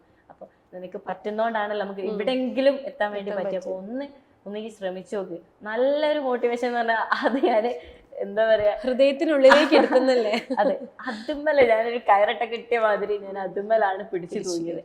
ആ ഒരു പവർ ഉണ്ടല്ലോ, അത് വെച്ച് ഒരു സൂപ്പർ പവർ കിട്ടുക എന്നൊക്കെ പറയില്ലേ, അത് വെച്ചിട്ട് ഞാൻ ഇറങ്ങി. ഒന്നും നോക്കിയില്ല, എൻ്റെ ചുറ്റുമുള്ള നെഗറ്റീവ്സ് ഞാൻ നോക്കിയില്ല, എന്തൊക്കെ എനിക്ക് സംഭവിക്കുന്നുണ്ട് ഞാൻ നോക്കിയില്ല. ഒന്നും നോക്കാതെ ഒരു 1 year കണ്ടിന്യൂസ് ആയിട്ട് എല്ലാ സൈഡും ഞാൻ എല്ലാം നഷ്ടപ്പെട്ട് നിൽക്കുന്ന ആളാണ്. അപ്പോൾ ഓരോ സൈഡും ക്ലിയർ ചെയ്ത് ഞാൻ 1 year കറക്റ്റ് ഹാർഡ് വർക്ക് ഇട്ട് നല്ല രീതിയിലുള്ള ഒരു എഫേർട്ട് ഇട്ട് ഒരുപാട് ഉറങ്ങാതിരുന്ന് എന്താ പറയാ, എൻ്റെ മോഡ്യൂൾസ് ആണെങ്കിലൊക്കെ തന്നെ ഞാൻ പറഞ്ഞല്ലോ ഒരുപാട് സ്റ്റുഡൻസിനെ പഠിപ്പിച്ചിട്ടുണ്ട്. അപ്പോൾ ഈ പഠിപ്പിക്കുന്ന സ്റ്റുഡൻസിലൂടെ ഒരുപാട് കാര്യങ്ങൾ ഞാൻ മനസ്സിലാക്കി, ഓരോ കുട്ടീനെ എങ്ങനെ പഠിപ്പിക്കണം എന്നുള്ളത് മനസ്സിലാക്കി. എൻ്റെ മൊഡ്യൂളൊക്കെ നല്ല രീതിയിൽ ഞാനത് ഡെവലപ്പ് ചെയ്തെടുത്ത് അതിനോടൊപ്പം തന്നെ അതിൻ്റെ ആ ഒരു സൈഡ് സ്ട്രോങ് ആക്കാനുള്ള എല്ലാ കാര്യങ്ങളും ഞാൻ ചെയ്ത് 1 ഇയറിൻ്റെ ഉള്ളിൽ ഈ സീറോയിലുള്ള ഈ ഒരു സ്ഥാപനത്തിന് എനിക്ക് നല്ലൊരു ലെവലിലേക്ക് എനിക്ക് കടങ്ങളൊക്കെ വീട്ടാൻ പറ്റി. ഉറപ്പായിട്ടും കടങ്ങളെല്ലാം വീട്ടി നല്ലൊരു പ്രോഫിറ്റിലേക്ക് എനിക്ക് ഇതിനെ എത്തിക്കാൻ വേണ്ടിയിട്ട് പറ്റി. ഈ ഒരു വർഷം കൊണ്ട് കമ്പനിയുടെ എല്ലാ കടങ്ങളും വീട്ടി അതിൽ നിന്ന് തന്നെ ഫണ്ട് ഉണ്ടാക്കി അതിലെ പ്രശ്നങ്ങൾ തീർത്ത് ഒരു സക്സസ് ആയി. പിന്നീട് നമ്മൾ കാണുന്ന ഒരു ഫിനിക്സിനെ പോലെ ഉയർത്തെഴുന്നേറ്റ് വരുന്ന ഫാത്തിമേനെയും ലെൻഡെക്കിനെയാണ്. എങ്ങനെ നോക്കി കാണുന്നു ആ ഒരു പിന്നീടുള്ള ഒരു യാത്ര? ഒരിക്കലും നമുക്കൊരു മോട്ടിവേഷൻ മാത്രം കിട്ടിയതുകൊണ്ട് കാര്യമില്ല. ഞാൻ പറഞ്ഞല്ലോ ഹസ്ബൻഡ് നല്ല രീതിയിൽ എനിക്ക് സപ്പോർട്ടായിരുന്നു. അതിനോടൊപ്പം തന്നെ എൻ്റെ ഇപ്പോൾ ഉള്ള പാർട്ട്നേഴ്സ്, അതായത് എൻ്റെ ബ്രദേഴ്സ് തന്നെയാണ് ഹസ്ബൻഡിൻ്റെ. അപ്പോൾ ഞങ്ങൾ ഫാമിലി തന്നെയാണ്. ഇവരെ സൈഡ് പറയുകയാണെങ്കിൽ എല്ലാവരും ഒരേ മൈൻഡുള്ള ആൾക്കാരാണ്. ഒരഭിപ്രായ വ്യത്യാസങ്ങളോ കാര്യങ്ങളോ ഒന്നുമില്ല. നല്ല രീതിയിൽ ഞങ്ങൾ ഡിസ്കസ് ചെയ്ത് അടിപൊളിയായിട്ട് ആ പ്ലാൻ ഇംപ്ലിമെന്റ് ചെയ്ത് അങ്ങനെ അവരുടെ ആ ഒരു ബാക്ക് ആൻഡ് സപ്പോർട്ടും നന്നായിട്ട് എനിക്ക് കിട്ടുന്നുണ്ട്. ഇപ്പോഴും കിട്ടുന്നുണ്ട്. അഭിപ്രായ വ്യത്യാസങ്ങൾ ഇല്ലാതായപ്പോ തന്നെ അതെ കമ്പനി വളരാൻ തുടങ്ങി. അതെ. എനിക്ക് തോന്നുന്നു ഇത്രയും നേരം നമ്മൾ സംസാരിച്ചതില് ഫാത്തിമയ്ക്കൊരു സംരംഭകയാകാനുള്ളതിനേക്കാളും ഇഷ്ടമായിരുന്നു നല്ലൊരു അധ്യാപികയാകുക എന്നുള്ളത്. തിരിഞ്ഞു നോക്കുമ്പോൾ എന്ത് തോന്നുന്നു ലൈഫിൽ? കാരണം ചെറിയൊരു സ്പേസിലാണ് നമ്മളിത് തുടങ്ങുന്നത്. ഹസ്ബൻഡ് മോട്ടിവേറ്റ് ചെയ്ത് ഒരു വീട്ടിൽ നിന്ന്, നമ്മുടെ വീടിൻ്റെ മുറിയിൽ നിന്ന് പുറത്തേക്ക് കിടക്കണമെന്ന് മോട്ടിവേറ്റ് ചെയ്ത് നമ്മൾ നമ്മുടെ ചുറ്റുമുള്ള ഒരു ഗ്രാമത്തിൽ ഒരു ചെറിയ സ്പേസ് എടുത്ത് അവിടെ നിന്ന് തുടങ്ങിയ ഒരു സ്ഥാപനം. തിരിഞ്ഞു നോക്കുമ്പോൾ ലോകം മുഴുവൻ വളർന്ന ഒരു ബ്രാൻഡാണ് ലെൻടെക്.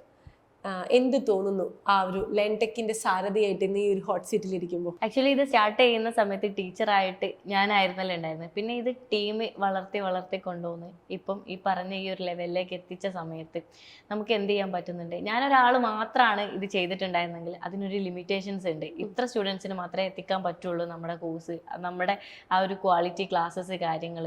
ഇത്ര സ്റ്റുഡൻസിനെ മാത്രമേ നമുക്ക് ആ ഒരു ബേസ് കാര്യങ്ങളൊക്കെ സ്ട്രോങ് ആക്കി എടുക്കാൻ വേണ്ടിയിട്ട് പറ്റുള്ളായിരുന്നു. പക്ഷെ ഇത്രയും ടീം എന്നോടൊപ്പം ഉള്ളതുകൊണ്ട് തന്നെ ഒരുപാട് സ്റ്റുഡൻസിന്റെ ബേസിക് നമുക്ക് സ്ട്രോങ് ആക്കി എടുക്കാൻ പറ്റും. ഇപ്പോ 500+ എംപ്ലോയീസ് വരും. 500-ലധികം എംപ്ലോയീസ് ഉണ്ട്. അടിപൊളി. അത് ഞാൻ എക്സ്പെക്ട് ചെയ്തിട്ടില്ല കേട്ടോ. കാരണം 28 വയസ്സ് വളരെ ചെറിയ പ്രായത്തിൽ തുടങ്ങി ഒരു എഡ്യൂക്കേഷൻ സ്ഥാപനം. നമ്മൾ കോവിഡിന്റെ സമയത്തൊക്കെ ഒരുപാട് സ്റ്റാർട്ടപ്പ് എഡ്ടെക്കുകൾ കമ്പനികളെ കണ്ടു. അതിലൊരു ബ്രാൻഡായി മാത്രമാണ് സമൂഹം കണ്ടുകൊണ്ടിരുന്നത്. പക്ഷെ 500 എംപ്ലോയീസിന് നിന്ന് ജോലി കൊടുക്കുന്നുണ്ട്. അതെ. അടിപൊളി. അവര് വീട്ടിലിരുന്നാണ് വർക്ക് ചെയ്യുന്നത് അതോ നമ്മുടെ ഓഫ്ലൈൻ സെന്ററിൽ? ഓഫ്ലൈൻ ആയിട്ടും വരുന്നുണ്ട്, ഓൺലൈൻ ആയിട്ടും വരുന്നുണ്ട്. സ്റ്റുഡൻസ് കൂടുതലും ഓൺലൈൻ ആയിട്ടാണല്ലോ. അപ്പോൾ അതുകൊണ്ട് തന്നെ ടീച്ചേഴ്സ് കംപ്ലീറ്റ്ലി ഓൺലൈൻ ആയിട്ടാണ് വർക്ക് ചെയ്യുന്നത്. പുറമെ ഓഫ്ലൈൻ ആയിട്ടും ടീച്ചേഴ്സ് വരുന്നുണ്ട്. പിന്നെ ബാക്കി ഡിപ്പാർട്ട്മെന്റ് ടീംസ് കാര്യങ്ങളെല്ലാം നമ്മുടെ ഓഫീസിലാണ് വരുന്നത്. ഈ 500 പേരെ മാനേജ് ചെയ്യാന്ന് പറഞ്ഞത് ചെറിയ കാര്യമല്ല. എപ്പോഴും ഈ 500 എംപ്ലോയീസ് ഒക്കെ വന്ന് ഞങ്ങളുടെ മുമ്പിൽ ഇരിക്കുന്ന ആൾക്കാരൊക്കെ ഒരു 45+ മുകളിലേക്ക് വയസ്സുള്ള അല്ലെങ്കിൽ ഒരുപാട് വർഷത്തെ ബിസിനസ് എക്സ്പീരിയൻസ് ഉള്ളവരാണ്. പക്ഷെ ഇത്രയും യങ് ആയിട്ടൊരു വ്യക്തി, അതും ഒരു പെൺകുട്ടി, ഇത്രയും ബോൾഡായിട്ട് നിന്ന് 500 പേരെ നയിക്കുക എന്ന് പറഞ്ഞാൽ ചെറിയ കാര്യമല്ല. ഒരു ടീമിന്റെ ഒരു പ്രസക്തി ഒരു ഓൺട്രപ്രണറുടെ വളർച്ചയിൽ എത്രത്തോളം ഇമ്പാക്ട്ഫുൾ ആണ്? ആക്ച്വലി എടുത്ത് നോക്കുകയാണെന്നുണ്ടെങ്കിൽ എന്നെക്കാളെ ഏജ്ഡ് ആയിട്ടുള്ളവരും എല്ലാം അവിടെ വർക്ക് ചെയ്യുന്നുണ്ട്. ചിലപ്പോൾ അവരെക്കാളെ കുറച്ചുകൂടെ യങ് ആയിരിക്കും ഞാൻ. പിന്നെ എന്നെക്കാളെ യങ് ആയിട്ടുള്ള ആൾക്കാരും എല്ലാവരും ഉണ്ട്. പക്ഷെ എല്ലാവരെയും ഞാൻ കാണുന്നത് ഒരിക്കലും അവിടുത്തെ ഒരു സ്റ്റാഫിനെ പോലെ അല്ല. എൻ്റെ ഫാമിലിയാണ് അവരെല്ലാവരും. അവരുടെ ഓരോരുത്തരുടെയും സപ്പോർട്ട് കൊണ്ട് മാത്രമാണ് ഞാൻ ഇവിടെ എത്തിയിട്ടുള്ളത്. അപ്പം നമ്മളിപ്പോൾ പുറത്ത് എത്രത്തോളം നമ്മൾ ഇതിനുള്ള കാര്യങ്ങൾ മാർക്കറ്റ് കാര്യങ്ങളൊക്കെ ചെയ്താലും നമ്മളെ ഉള്ളിൽ നിന്നുള്ള ആ ഒരു സപ്പോർട്ട് നമുക്ക് കിട്ടിക്കഴിഞ്ഞാൽ നമുക്ക് വളരാൻ വേണ്ടി പറ്റും. ഞാൻ എന്നും കാണുന്നത് എൻ്റെ വളർച്ച എന്ന് പറയുന്നത് എൻ്റെ ടീമിൻ്റെയും കൂടെ വളർച്ചയാണ്. ഞാൻ എത്രത്തോളം ഉയരങ്ങളിൽ എത്തിയിട്ടുണ്ടോ അതിനോടൊപ്പം ഞാൻ എൻ്റെ ടീമിനെയും കൊണ്ടുപോകുന്നുള്ളതാണ്.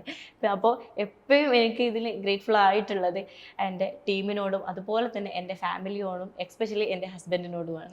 എവിടെയാണ് ഓഫീസ് വരുന്നത്? ഇപ്പൊ വരുന്നത് കാലിക്കറ്റ് ആണ്. കാലിക്കറ്റ് എവിടെ? കാലിക്കറ്റ് കൊടുവള്ളിയാണ് വരുന്നത്. ഇപ്പോഴും അവിടെ തന്നെയാണ്? അതായത് ഞാൻ പറഞ്ഞല്ലോ ഫസ്റ്റ് ഒരു സിംഗിൾ റൂം, പിന്നെ കുറച്ചുകൂടെ വൈഡ് ആയിട്ടുള്ള ഒരു റൂം, അതായത് കുറച്ചുകൂടെ വൈഡ് ആയിട്ടുള്ള ഓഫീസിലേക്ക് മാറി. ഇപ്പം അത്യാവശ്യം നല്ല സ്പേസിൽ പ്രീമിയം ഇതില് നമ്മുടെ ഓഫീസ് 2500 അവർ ലെവലിൽ വരുന്നുണ്ട്. ഇപ്പോ സ്റ്റിൽ ഞാൻ ആ ഒരു 1 ഇയർ പറഞ്ഞല്ലോ, ഈ 1 ഇയർ ഇതിന് ശേഷം ഇപ്പൊ ഒരു 3 ഇയറും കൂടെ കഴിഞ്ഞ് ടോട്ടൽ 6 ഇയറിൽ എത്തി നിൽക്കുകയാണ്. അതെ, 6 വർഷമായി. ഈ 6 വർഷത്തിൽ എനിക്ക് ഒരുപാട് കാര്യങ്ങൾ അച്ചീവ് ചെയ്യാൻ വേണ്ടിയിട്ട് പറ്റി. ഇപ്പോൾ നിലവിൽ പുതിയൊരു ഓഫീസിന്റെ വർക്ക് നടന്നുകൊണ്ടിരിക്കുകയാണ്. അടിപൊളി അടിപൊളി. ഈ ഓഫ്ലൈൻ സെന്ററിൽ നിന്ന് ഓൺലൈൻ സെന്ററിലേക്ക് വന്നപ്പോൾ എന്തൊക്കെ മാറ്റങ്ങളാണ് കൊണ്ടുവന്നത്? എന്തൊക്കെയാണ് നമുക്ക് ലൈഫിലുണ്ടായ മാറ്റങ്ങൾ എന്തൊക്കെയാണ്? ഓഫ്ലൈൻ ആയിട്ടുള്ള സമയത്ത് നമുക്ക് ഒരു ലിമിറ്റേഷൻസ് ഉണ്ട്, ഇത്ര ഏരിയന്ന് മാത്രമേ വരാൻ പറ്റുള്ളൂ എന്നുള്ളത്. അതിൽ വേറൊരു കാര്യം കൂടെ ഉണ്ട് കേട്ടോ. നമുക്ക് ഓഫ്ലൈൻ ആയിട്ട് തന്നെ വേണമെന്ന് പറഞ്ഞ ആൾക്കാർ കുറച്ച് ലോങ് എന്നൊക്കെ സ്റ്റേ ചെയ്ത് പഠിച്ചവരും ഉണ്ട്. അപ്പോൾ ഈ ഒരു ഓൺലൈനിലേക്ക് മാറിയ സമയത്ത് നമുക്ക് അതിന് ലിമിറ്റേഷൻസ് ഇല്ല. ഏത് ഭാഗത്തുനിന്നും ഏത് കൺട്രീസിൽ നിന്നും സ്റ്റുഡൻസിന് ഈസി ആയിട്ട് ആക്സസ് ചെയ്ത് പഠിക്കാൻ വേണ്ടിയിട്ട് പറ്റുന്നുണ്ട്. അതിനനുസരിച്ചുള്ള മൊഡ്യൂൾ നമ്മളെ കയ്യിലുള്ളത് കൊണ്ട് അത്രയും പെർഫെക്റ്റ് റിസൾട്ട്, ക്വാളിറ്റി ക്ലാസ്സും നമുക്ക് ലേൺടെക്കിന് പ്രൊവൈഡ് ചെയ്യാൻ പറ്റുന്നുണ്ട്. ഇപ്പൊ ആദ്യമേ തന്നെ ചോദിച്ചപ്പോൾ നമ്മൾ സംസാരിച്ച് പറഞ്ഞു, അന്ന് കൂടെ നിന്ന ടീമിനൊക്കെ ഒരു വിശ്വാസം ഉണ്ടായിരുന്നില്ല ഈ കോഴ്സ് ഓൺലൈനിൽ പഠിപ്പിക്കാൻ പറ്റുമെന്നുള്ളത്. പക്ഷെ ഇന്ന് ഒരുപാട് കുട്ടികളെ സക്സസ് ആക്കി നമ്മൾ കാണിച്ചിട്ടുണ്ട്. ഈ ഓൺലൈനിലേക്ക് എഡ്യൂക്കേഷൻ കൊണ്ടുവരുമ്പോൾ നമുക്ക് ആ ഒരു ക്വാളിറ്റി അങ്ങനെ നഷ്വർ ചെയ്ത് കൊടുക്കാൻ സാധിക്കുന്നുണ്ടോ? തീർച്ചയായിട്ടും പറ്റുന്നുണ്ട്. കാരണം എന്താണെന്ന് വെച്ചാൽ ഇതൊരു ഗ്രൂപ്പ് ക്ലാസ് അല്ല, ഇൻഡിവിജ്വൽ ക്ലാസ് ആണ്. അപ്പോൾ ആ ഒരു ടീച്ചർ സ്ക്രീനിന്റെ മുന്നിലാണെങ്കിലും ആ കുട്ടി മാത്രമേ ആ ഒരു ക്ലാസ്സിൽ ഉണ്ടാവുന്നുള്ളൂ. അപ്പോൾ ആ കുട്ടിയുടെ അറ്റൻഷൻ പിടിച്ചു പറ്റാൻ നമുക്ക് പറ്റുന്നുണ്ട്. മാത്രമല്ല, ഇരിക്കാത്ത കുട്ടിയാണെങ്കിൽ അവർക്ക് കറക്റ്റ് ആക്ടിവിറ്റി ഓറിയന്റഡ് ആയിട്ടുള്ള ക്ലാസ്സസ് കൊടുക്കുന്നത് കൊണ്ട് തന്നെ കൃത്യമായിട്ട് ആ കുട്ടീനെ നമുക്ക് ഇരുത്തിയിട്ട് അവൻ്റെ ടേസ്റ്റ് മനസ്സിലാക്കിയിട്ട് ക്ലാസ് കൊടുത്തു കഴിഞ്ഞാൽ ഏത് കുട്ടിയും ഇരിക്കും. അതുപോലെ ഞാൻ ചോദിക്കട്ടെ, ഒരുപാട് സ്ട്രഗിൾസ് ചെയ്ത് വളരെ ചെറിയ പ്രായത്തിൽ ഇതിന്റെ ഒന്നും ആവശ്യം ഉണ്ടായിരുന്നില്ല, വീട്ടിൽ വെറുതെ ഇരുന്നായിരുന്നെങ്കിൽ ഹസ്ബൻഡ് വളരെ നന്നായി നോക്കിയേനെ, മക്കളെയായിട്ട് നല്ലൊരു സന്തോഷമായിട്ട് ജീവിക്കായിരുന്നു. പക്ഷെ ഒരുപാട് സന്തോഷങ്ങളും ഒരുപാട് ടെൻഷൻസും അനുഭവിച്ചിട്ടുണ്ട്. തിരിഞ്ഞു നോക്കുമ്പോൾ ലേൺടെക്കിൽ നിന്നും എന്ത് നേടി, അല്ലെങ്കിൽ ലേൺടെക്കിൽ നിന്നും ജീവിതത്തിൽ ഉണ്ടായിരിക്കുന്ന ഏറ്റവും വലിയ പ്രൗഡ് മൊമെന്റ് ആയിട്ട് എന്താ കാണുന്നത്? പ്രൗഡ് മൊമെന്റ് എന്ന് പറയുന്നത് എൻ്റെ മൈൻഡിൽ ഇപ്പോഴും ഞാൻ ഹൃദയത്തിൽ സൂക്ഷിക്കുന്ന ഒന്നാണ്. ഞാനിങ്ങനെ വീട്ടിലിരുന്ന് ക്ലാസ് എടുത്ത് ഇങ്ങനെ പോവാന്നല്ലാതെ ഇതിനെക്കുറിച്ച് വൈഡായിട്ട് ഞാൻ ചിന്തിച്ചിട്ടുണ്ടായിരുന്നില്ല. ആ സമയത്ത് ഒരു പാരന്റിന്റെ ഫീഡ്ബാക്ക് കണ്ട സമയത്താണ് ഹസ്ബൻഡിന് ഞാൻ എത്രത്തോളം ഈ ഒരു വാല്യൂഡ് ആയിട്ടുള്ള ഒരു സംഭവമാണ് ചെയ്തുകൊണ്ടിരിക്കുന്നത് എന്ന് മനസ്സിലാക്കി എന്നെ ആക്സെപ്റ്റ് ചെയ്തൊരു മൊമെന്റ്. ഓക്കെ, നമ്മുടെ സ്കില്ല് എത്രത്തോളം ഉണ്ട് എന്ന് മനസ്സിലാക്കിയിട്ട് വന്നിട്ട് ചേർത്ത് പിടിച്ച ഒരു മൊമെന്റ്. അതിനോടൊപ്പം തന്നെ പറഞ്ഞ് നമുക്കിത് ഇവിടെ പോരാ, വീട്ടിൽ ഒതുക്കിയാൽ പോരാ, ഇത് എല്ലാവരും അറിയുന്ന ഒരു ബ്രാൻഡാക്കി നമുക്കിതിനെ മാറ്റണം എന്ന് പറഞ്ഞ ആ ഒരു മൊമെന്റ്, അതാണ് ശരിക്കും എൻ്റെ ഒരു പ്രൗഡായിട്ട് ഞാൻ എപ്പോഴും കീപ്പ് ചെയ്യുന്നു. എനിക്കും തോന്നി, കാരണം ആദ്യമേ പറഞ്ഞപ്പോ ഹസ്ബൻഡ് വന്ന് ഹഗ് ചെയ്തു എന്ന് പറഞ്ഞപ്പോ കണ്ണുകളിൽ അത് കാണുന്നുണ്ടായിരുന്നു. അതിനോടൊപ്പം തന്നെ ഒന്നുകൂടെ ഉണ്ട് കേട്ടോ, ഞാൻ ഈ പഠിപ്പിക്കുന്ന സമയത്ത് എനിക്ക് ഏജ് കാറ്റഗറി ഇല്ല. KG പഠിക്കുന്ന കുട്ടി വരും, 8th പഠിക്കുന്നവരും, +2 പഠിക്കുന്നവർ വരും. അപ്പൊ അതിൽ എന്നെ മൈൻഡിൽ ഇപ്പോഴും നിൽക്കുന്നൊരു കാര്യമുണ്ട്. ഒരു +2കാരൻ എൻ്റെ അടുത്തേക്ക് വന്നു. അവന്റെ കൺസേൺ എന്താന്ന് വെച്ചാൽ, അതാണ് കോമഡി, എനിക്ക് എൻ്റെ ഗേൾ ഫ്രണ്ടിനോട് ചാറ്റ് ചെയ്യാൻ വേണ്ടിയിട്ട് പറ്റുന്നില്ല എന്ന് പറഞ്ഞു. കാരണം ആൾക്ക് റീഡിങ്ങും റൈറ്റിങ്ങും ബേസ് ഇല്ലായിരുന്നു. അപ്പൊ ഞാൻ ചോദിച്ചു, ഏട്ടാ ഈ എങ്ങനെയാ അപ്പൊ 10th ക്ലാസ് എങ്ങനെ പാസ്സായിരുന്നു? അതെങ്ങനെയൊക്കെയോ അഡ്ജസ്റ്റ് ചെയ്ത് പിന്നെ കട്ടിങ്സ് ഒക്കെ വെച്ച് എങ്ങനെയൊക്കെയോ പാസ്സായി. പക്ഷെ കോപ്പി അടിക്കാനും നമുക്ക് എന്ത് ചെയ്യണം, ആദ്യം ക്വസ്റ്റ്യൻ എന്താന്ന് മനസ്സിലാക്കണ്ടേ. അപ്പൊ എങ്ങനെയൊക്കെ ആള് ലക്കി ആ ഒരു ഇതിൽ പാസ്സായി പോയി. ബട്ട് +2 പാസ്സല്ല, ആൾക്ക് പുറത്തേക്ക് പോകണം. അതിനോടൊപ്പം തന്നെ ഈ ഗേൾ ഫ്രണ്ടിനൊന്ന് മെയിൻറ്റെയിൻ ചെയ്യും വേണം, ചാറ്റ് ചെയ്യണല്ലോ. അതെ. അപ്പോൾ ഞാൻ ചോദിച്ചു, അപ്പൊ ഈ സ്റ്റിൽ എങ്ങനെ ചാറ്റ് ചെയ്യുന്നു ചോദിച്ചു. അപ്പൊ പറഞ്ഞു, അവൾ അയക്കുന്ന മെസ്സേജസ് കോപ്പി പേസ്റ്റ് ഗൂഗിൾ ട്രാൻസ്ലേഷനിലേക്ക് കോപ്പി പേസ്റ്റ് ചെയ്ത് അതിന്റെ ഓഡിയോ ഓൺ ആക്കിയിട്ട് എന്താ അയച്ചതെന്ന് നോക്കുകയാണ്. എന്നിട്ട് അവൻ അതിന് മറുപടി കൊടുക്കുന്നതും ആ ഗൂഗിൾ ട്രാൻസ്ലേഷനിൽ പോയിട്ട് ഓഡിയോ ഇട്ടിട്ട് അത് കോപ്പി പേസ്റ്റ് ചെയ്തിട്ട് ആൾക്ക് കൊടുക്കുക. അത്രയും റിസ്ക് ആൾ എടുക്കുന്നുണ്ട്. അത്ര റിസ്ക് എടുത്തിട്ടാണ് പ്രണയിക്കുന്നത്. അതെ അതെ. അപ്പൊ അവിടെ നിന്നൊന്ന് കയറി വരണം എന്നുള്ള ഒരു ഇതിൽ വന്നതാണ്, എനിക്കൊന്ന് സെറ്റ് ആവേണ്ടിയിരുന്നു എന്ന് പറഞ്ഞു എന്നോട്. അപ്പൊ എനിക്ക് ഭയങ്കരമായിട്ട് അത് ഒരു ഫീൽ ചെയ്തൊരു കാര്യമാണ്. അപ്പൊ ഞാൻ എന്ത് ചെയ്തു, ആളെ നല്ല രീതിയിൽ നല്ല സപ്പോർട്ടും കാര്യങ്ങളൊക്കെ കൊടുത്ത് അവൻക്ക് ഏത് രീതിയിലാണോ പഠിപ്പിച്ചാൽ മനസ്സിലാവുക ആ രീതിയിലുള്ള ക്ലാസ് കൊടുത്ത് ആളെ ഞാൻ ബേസ് സെറ്റാക്കി എടുത്തു. ചാറ്റ് ചെയ്യാൻ സെറ്റാക്കി എടുത്തു അല്ലേ? ചാറ്റിങ് മീൻസ് അതിനോടൊപ്പം തന്നെ റീഡിങ്ങും റൈറ്റിങ്ങും. ആൾക്ക് ബസ്സിന്റെ നെയിം പോലും വായിക്കാൻ പറ്റാത്ത കുട്ടിയായിരുന്നു. ആളെ കണ്ടാൽ ഒരു പ്രശ്നവും സാധാ ഒരു ബോയ്, നല്ലൊരു ഓക്കെ. അങ്ങനെ ആള് പുറത്തേക്ക് പോയി, ദുബായിലേക്ക് പോയി. അവിടുന്ന് ജോബൊക്കെ കിട്ടിയതിന് ശേഷം എന്നെ കോണ്ടാക്ട് ചെയ്തു. എന്നിട്ട് എനിക്ക് ഗിഫ്റ്റൊക്കെ അയച്ചു തന്നു. അതെനിക്ക് ശരിക്കും എൻ്റെ ഹേർട്ടില് ഒരു എന്താ പറയുക സൂക്ഷിച്ചിരിക്കുന്ന. ഒരുപാട് പെൺകുട്ടികൾ ഫാത്തിമേനെ പോലെ ഒരുപാട് സ്വപ്നങ്ങളുള്ള, ഒരുപാട് എന്താ പറയുന്നത് വലിയ വലിയ കാഴ്ചപ്പാടുകളുള്ള കുട്ടികൾ, പക്ഷെ ഇന്നും ഒന്നും ആകാൻ പറ്റാതെ സമൂഹത്തിന്റെ പ്രശ്നം കൊണ്ടോ വീട്ടുകാരുടെ പ്രശ്നം കൊണ്ടോ വീട്ടിൽ ഒതുങ്ങിയിരിക്കേണ്ട അവസ്ഥ വരുന്നുണ്ട്. സ്കൂളിൽ നല്ല പെർഫോമൻസ് കാഴ്ചവെച്ചിരിക്കുന്ന, ഉള്ളിൽ ഒരുപാട് ഒരുപാട് സ്വപ്നങ്ങളുള്ള കുട്ടികൾ, നമ്മളൊക്കെ ഒരുപാട് പേരെ കാണുമ്പോൾ നമുക്കത് മനസ്സിലാക്കാൻ സാധിക്കും. അങ്ങനെയുള്ളവരോട്, അല്ലെങ്കിൽ അവരുടെ പേരൻസിനോട്, അവരുടെ ബ്രദേഴ്സിനോട്, അല്ലെങ്കിൽ അവരുടെ ജീവിത പങ്കാളിയോട് ഇത്രയും സക്സസ് ആയിട്ട് നിൽക്കുന്ന ഒരു വ്യക്തി എന്ന രീതിയിൽ ഫാത്തിമയ്ക്ക് എന്താ പറയാനുള്ളത്? എൻ്റെ ഉള്ളിൽ നിന്ന് പറയുകയാണെന്നുണ്ടെങ്കിൽ എൻ്റെ കൂടെ പഠിച്ച നന്നായിട്ട് പഠിക്കുന്ന എൻ്റെ ഫ്രണ്ട്സ് ഉണ്ടായിരുന്നു. എല്ലാ ക്ലാസ്സിലും ഏത് ടെസ്റ്റ് പേപ്പറിലും നന്നായിട്ട് മാർക്ക് വാങ്ങുക, 10th പ്ലസ് 2 ഫുൾ A+ വാങ്ങുക, അങ്ങനെയൊക്കെ ചെയ്തിട്ടുള്ള ആ ഒരു എൻ്റെ ഫ്രണ്ട്സ് തന്നെ ഉണ്ട്. അപ്പോൾ അവരൊക്കെ ഇത് നോക്കുന്ന സമയത്ത് അവർക്ക് അവരുടെ ആ ഒരു സ്കില്ല് ഉണ്ടായിട്ട് പോലും ഇപ്പോഴും അവർ മാരേജോട് കൂടി സ്റ്റോപ്പായി നിൽക്കുന്ന ഒരു അവസ്ഥയാണ്. ശരിക്കും ഞാൻ എടുത്തു നോക്കുമ്പോൾ ചിലപ്പോൾ പഠിക്കുന്ന കുട്ടിയായിക്കോട്ടെ, പഠിക്കാത്ത കുട്ടിയായിക്കോട്ടെ, ആരായിക്കോട്ടെ, ഏതൊരാളാണെങ്കിലും അവർക്ക് അവരുടേതായിട്ടുള്ള എന്തെങ്കിലും ഒരു സ്കിൽ ഉണ്ടാവും. അതെന്താന്ന് ഫൈൻഡ് ചെയ്തിട്ട് അതിലേക്ക് നമ്മൾ ഇറങ്ങിക്കഴിഞ്ഞാൽ നമ്മൾ സക്സസ് ആവും. പലരും അത് തിരിച്ചറിയുന്നില്ല. മാരേജോട് കൂടെ എല്ലാം കഴിഞ്ഞു, ഇനി മക്കളെ നോക്കുക, വീട്ടുകാര്യങ്ങൾ നോക്കുക എന്ന് പറഞ്ഞിട്ട് ഇങ്ങനെ പോവാന്നാണ്. പക്ഷെ ഒരിക്കലും നമ്മൾ മാരേജ് കഴിഞ്ഞെന്ന് വിചാരിച്ച് അവിടെ സ്റ്റക്ക് ആവരുത്. ഇപ്പോൾ ഇതിപ്പോൾ ഓൺട്രപ്രണർ ആയിക്കോട്ടെ, അതല്ല നമ്മൾ അപ്പോൾ എന്തെങ്കിലും വർക്ക് ചെയ്യുന്നവരായിക്കോട്ടെ, എന്താണെങ്കിലും ഈ പറഞ്ഞ കാര്യങ്ങളൊക്കെ നമ്മളും ചെയ്യുന്നുണ്ട്. വീട്ടിലത്തെ കാര്യങ്ങൾ നോക്കുന്നുണ്ട്, ഫാമിലിനെ നോക്കുന്നുണ്ട്, വീട്ടിലത്തെ കാര്യങ്ങൾ, കുട്ടികളെ നോക്കുന്നുണ്ട്. അതിനോടൊപ്പം നമ്മൾ ഈ സ്കിൽ ഡെവലപ്പ് ചെയ്യാനുള്ള കാര്യങ്ങളും നമ്മൾ ചെയ്യുന്നുണ്ട്. അപ്പോൾ അവിടെ സ്റ്റക്ക് ആവാതെ എല്ലാം മാനേജ് ചെയ്തിട്ട് നമ്മളൊന്ന് സക്സസ് ആവാൻ വേണ്ടിയിട്ട് നമ്മൾ നോക്കുക. നമ്മളെ സ്കില്ല് എന്താണെന്ന് സ്വയം തിരിച്ചറിഞ്ഞ് അതിനുള്ള ഓപ്പർച്യൂണിറ്റീസ് നേരത്തെ പറഞ്ഞ പോലെ നമ്മളെ മുന്നിൽ ആരും തുറന്നു തരില്ല, നമ്മൾ അങ്ങോട്ട് പോയി മുട്ടിയിട്ട് അത് സെറ്റാക്കി എടുക്കുക എന്നുള്ളതാണ് പറയാൻ. പക്ഷെ അവിടെ ഏറ്റവും വലിയൊരു ത്രെട്ട് എന്ന് പറയുന്നത്, ഒരു കല്യാണം കഴിഞ്ഞ പെൺകുട്ടിക്ക് ഒരുപാട് പ്രശ്നങ്ങളുണ്ട്. ഹസ്ബൻഡിന്റെ പേരൻസ് സമ്മതിക്കണം, ഹസ്ബൻഡിന്റെ ഭാഗത്തുനിന്നുള്ള സപ്പോർട്ട് ഉണ്ടാവണം, നാട്ടുകാരെന്ത് പറയുന്നുള്ളൊരു പേടി വേണം. ഇതിനെയൊക്കെ എങ്ങനെ ഓവർകം ചെയ്യാൻ സാധിച്ചു? ആക്ച്വലി എനിക്ക് ഫാമിലിയിൽ നിന്ന് വലിയ പ്രശ്നങ്ങളൊന്നും ഉണ്ടായിരുന്നില്ല. ഹസ്ബൻഡിന് ഉമ്മയാണെങ്കിലൊക്കെ തന്നെ നല്ല സപ്പോർട്ടാണ്. ഓക്കെ, അപ്പോൾ അങ്ങനത്തെ പ്രശ്നങ്ങൾ അവിടെ പ്രശ്നം വരും എപ്പോഴാന്ന് വെച്ചാൽ, എൻ്റെ ഒരു ഇൻസിഡന്റ് ഞാൻ പറയാം. അതായത് ഞാൻ ഇത് പഠിക്കാൻ ഇറങ്ങിയ സമയത്ത് ഞാൻ പറഞ്ഞല്ലോ, ഞാൻ ഒരുപാട് കോഴ്സസ് ചെയ്തിട്ടുണ്ട്. അതിൻ്റെ കൂടെ തന്നെ ഈ ഫാഷൻ ഡിസൈനിങ് ഒക്കെ ചെയ്തിട്ടുണ്ടായിരുന്നു. അപ്പോൾ ഞാനിത് അതൊക്കെ കഴിഞ്ഞ് അതൊന്നും എൻ്റെതല്ലാന്ന് തോന്നി ബാക്കി ഇതിലേക്കൊക്കെ ഇറങ്ങിയ സമയത്തെ അപ്പോൾ ഇറങ്ങിയ സമയത്ത് എനിക്ക് ഒരുപാട് നെഗറ്റീവ്സ് എൻ്റെ സൈഡിലേക്ക് വന്നിട്ടുണ്ടായിരുന്നു. അതെങ്ങനെയെന്ന് വെച്ചാൽ, ആളെ പേര് ഞാൻ മെൻഷൻ ചെയ്യുന്നില്ല, ആൾ എന്നോട് പറഞ്ഞു, നീ എന്തിനാ ഇങ്ങനെ പുറത്തിറങ്ങിയിട്ട് പഠിക്കാൻ വേണ്ടിയിട്ടൊക്കെ നോക്കുന്നത്? ഈ ഫാഷൻ ഡിസൈനിങ് ഒക്കെ പഠിച്ചല്ലേ, നിനക്ക് വീട്ടിലിരുന്ന് സ്റ്റിച്ച് ചെയ്താൽ പോരെ, വീട്ടിൽ നിന്ന് തന്നെ ചെയ്താൽ പോരെ എന്താന്ന് എന്നോട് പറയും. അതിന് പുറമെ തന്നെ എൻ്റെ പാരൻസിനോടായിക്കോട്ടെ, ഹസ്ബൻഡിനോടാണെങ്കിലും ഒക്കെ തന്നെ, എന്തിനാ അവളെ ഇങ്ങനെ പുറത്തേക്ക് വിടുന്നത്, അങ്ങനെ വിട്ടുകഴിഞ്ഞാൽ നീ തന്നെ ഖേദിക്കും കേട്ടോ, അത് പ്രശ്നമാവട്ടോ എന്നുള്ള രീതിയിൽ വേറെ പല കമൻസ് അവർക്ക് വരിക. അതുപോലെ എന്നോട് ഈ രീതിയിൽ സംസാരിക്കാം. അങ്ങനെ നല്ല രീതിയിലുള്ള നെഗറ്റീവ്സ് കാര്യങ്ങൾ തീരെ സപ്പോർട്ട് ചെയ്യാത്തൊരു അവസ്ഥ എല്ലാം എനിക്ക് വന്നിട്ടുണ്ട്. മാത്രമല്ല ഈ പറഞ്ഞ ആള് തന്നെ ഞാൻ പറഞ്ഞു, എനിക്ക് നമ്മൾ പുറത്തൊക്കെ ഇറങ്ങിയാലല്ലേ നമുക്ക് കുറച്ചുകൂടെ ഒരു നോളജ് കാര്യങ്ങളൊക്കെ കിട്ടുക എന്നൊക്കെ ഞാൻ പറയല്ലോ, ചെറിയ പ്രായമാണ്, എനിക്ക് എന്ത് പറയണമെന്ന് പോലും എനിക്കറിയില്ല. അപ്പോൾ ആ സമയത്ത് അങ്ങനെ പറഞ്ഞപ്പോൾ ഒരു പുച്ഛത്തോടെ അത് കണ്ട് പിന്നെ എന്നെ എപ്പോൾ കാണുന്ന സമയത്തും എന്നോട്, ഞാൻ പോകുന്ന സമയത്താണെങ്കിൽ എന്നെ കാണുന്ന സമയത്താണ് ലോകവിവരം വരുന്നുണ്ട്, ആ ഒരു സാധനം പറയാൻ അതെ, ഒരു കളിയാക്കല് അപ്പോൾ വരാൻ തുടങ്ങി. എനിക്കത് ശരിക്കും ഹേർട്ട് ചെയ്യുന്നുണ്ടെങ്കിൽ ഞാനത് എക്സ്പ്രസ് ചെയ്തിട്ടുണ്ടായിരുന്നില്ല. അപ്പോൾ അങ്ങനെ പോയോണ്ടിരിക്കുമ്പോൾ അത് എന്ന് സ്റ്റോപ്പായ എന്നും പറയും, എപ്പോൾ കാണുകയാണെങ്കിലും അങ്ങനെ പറഞ്ഞുകൊണ്ടിരിക്കും. ഞാനത് തമാശാക്കി മാത്രം അങ്ങനെ പറയും. അപ്പോൾ ഞാൻ എന്ത് ചെയ്തു, അതൊരു നോർമലൈസ് ചെയ്തെടുത്ത് ഓക്കെ അത്രയേ ഉള്ളൂ, അങ്ങനെ കണ്ട്. പക്ഷേ ഞാനായിട്ട് അത് സ്റ്റോപ്പ് ചെയ്യിച്ചിട്ടില്ല.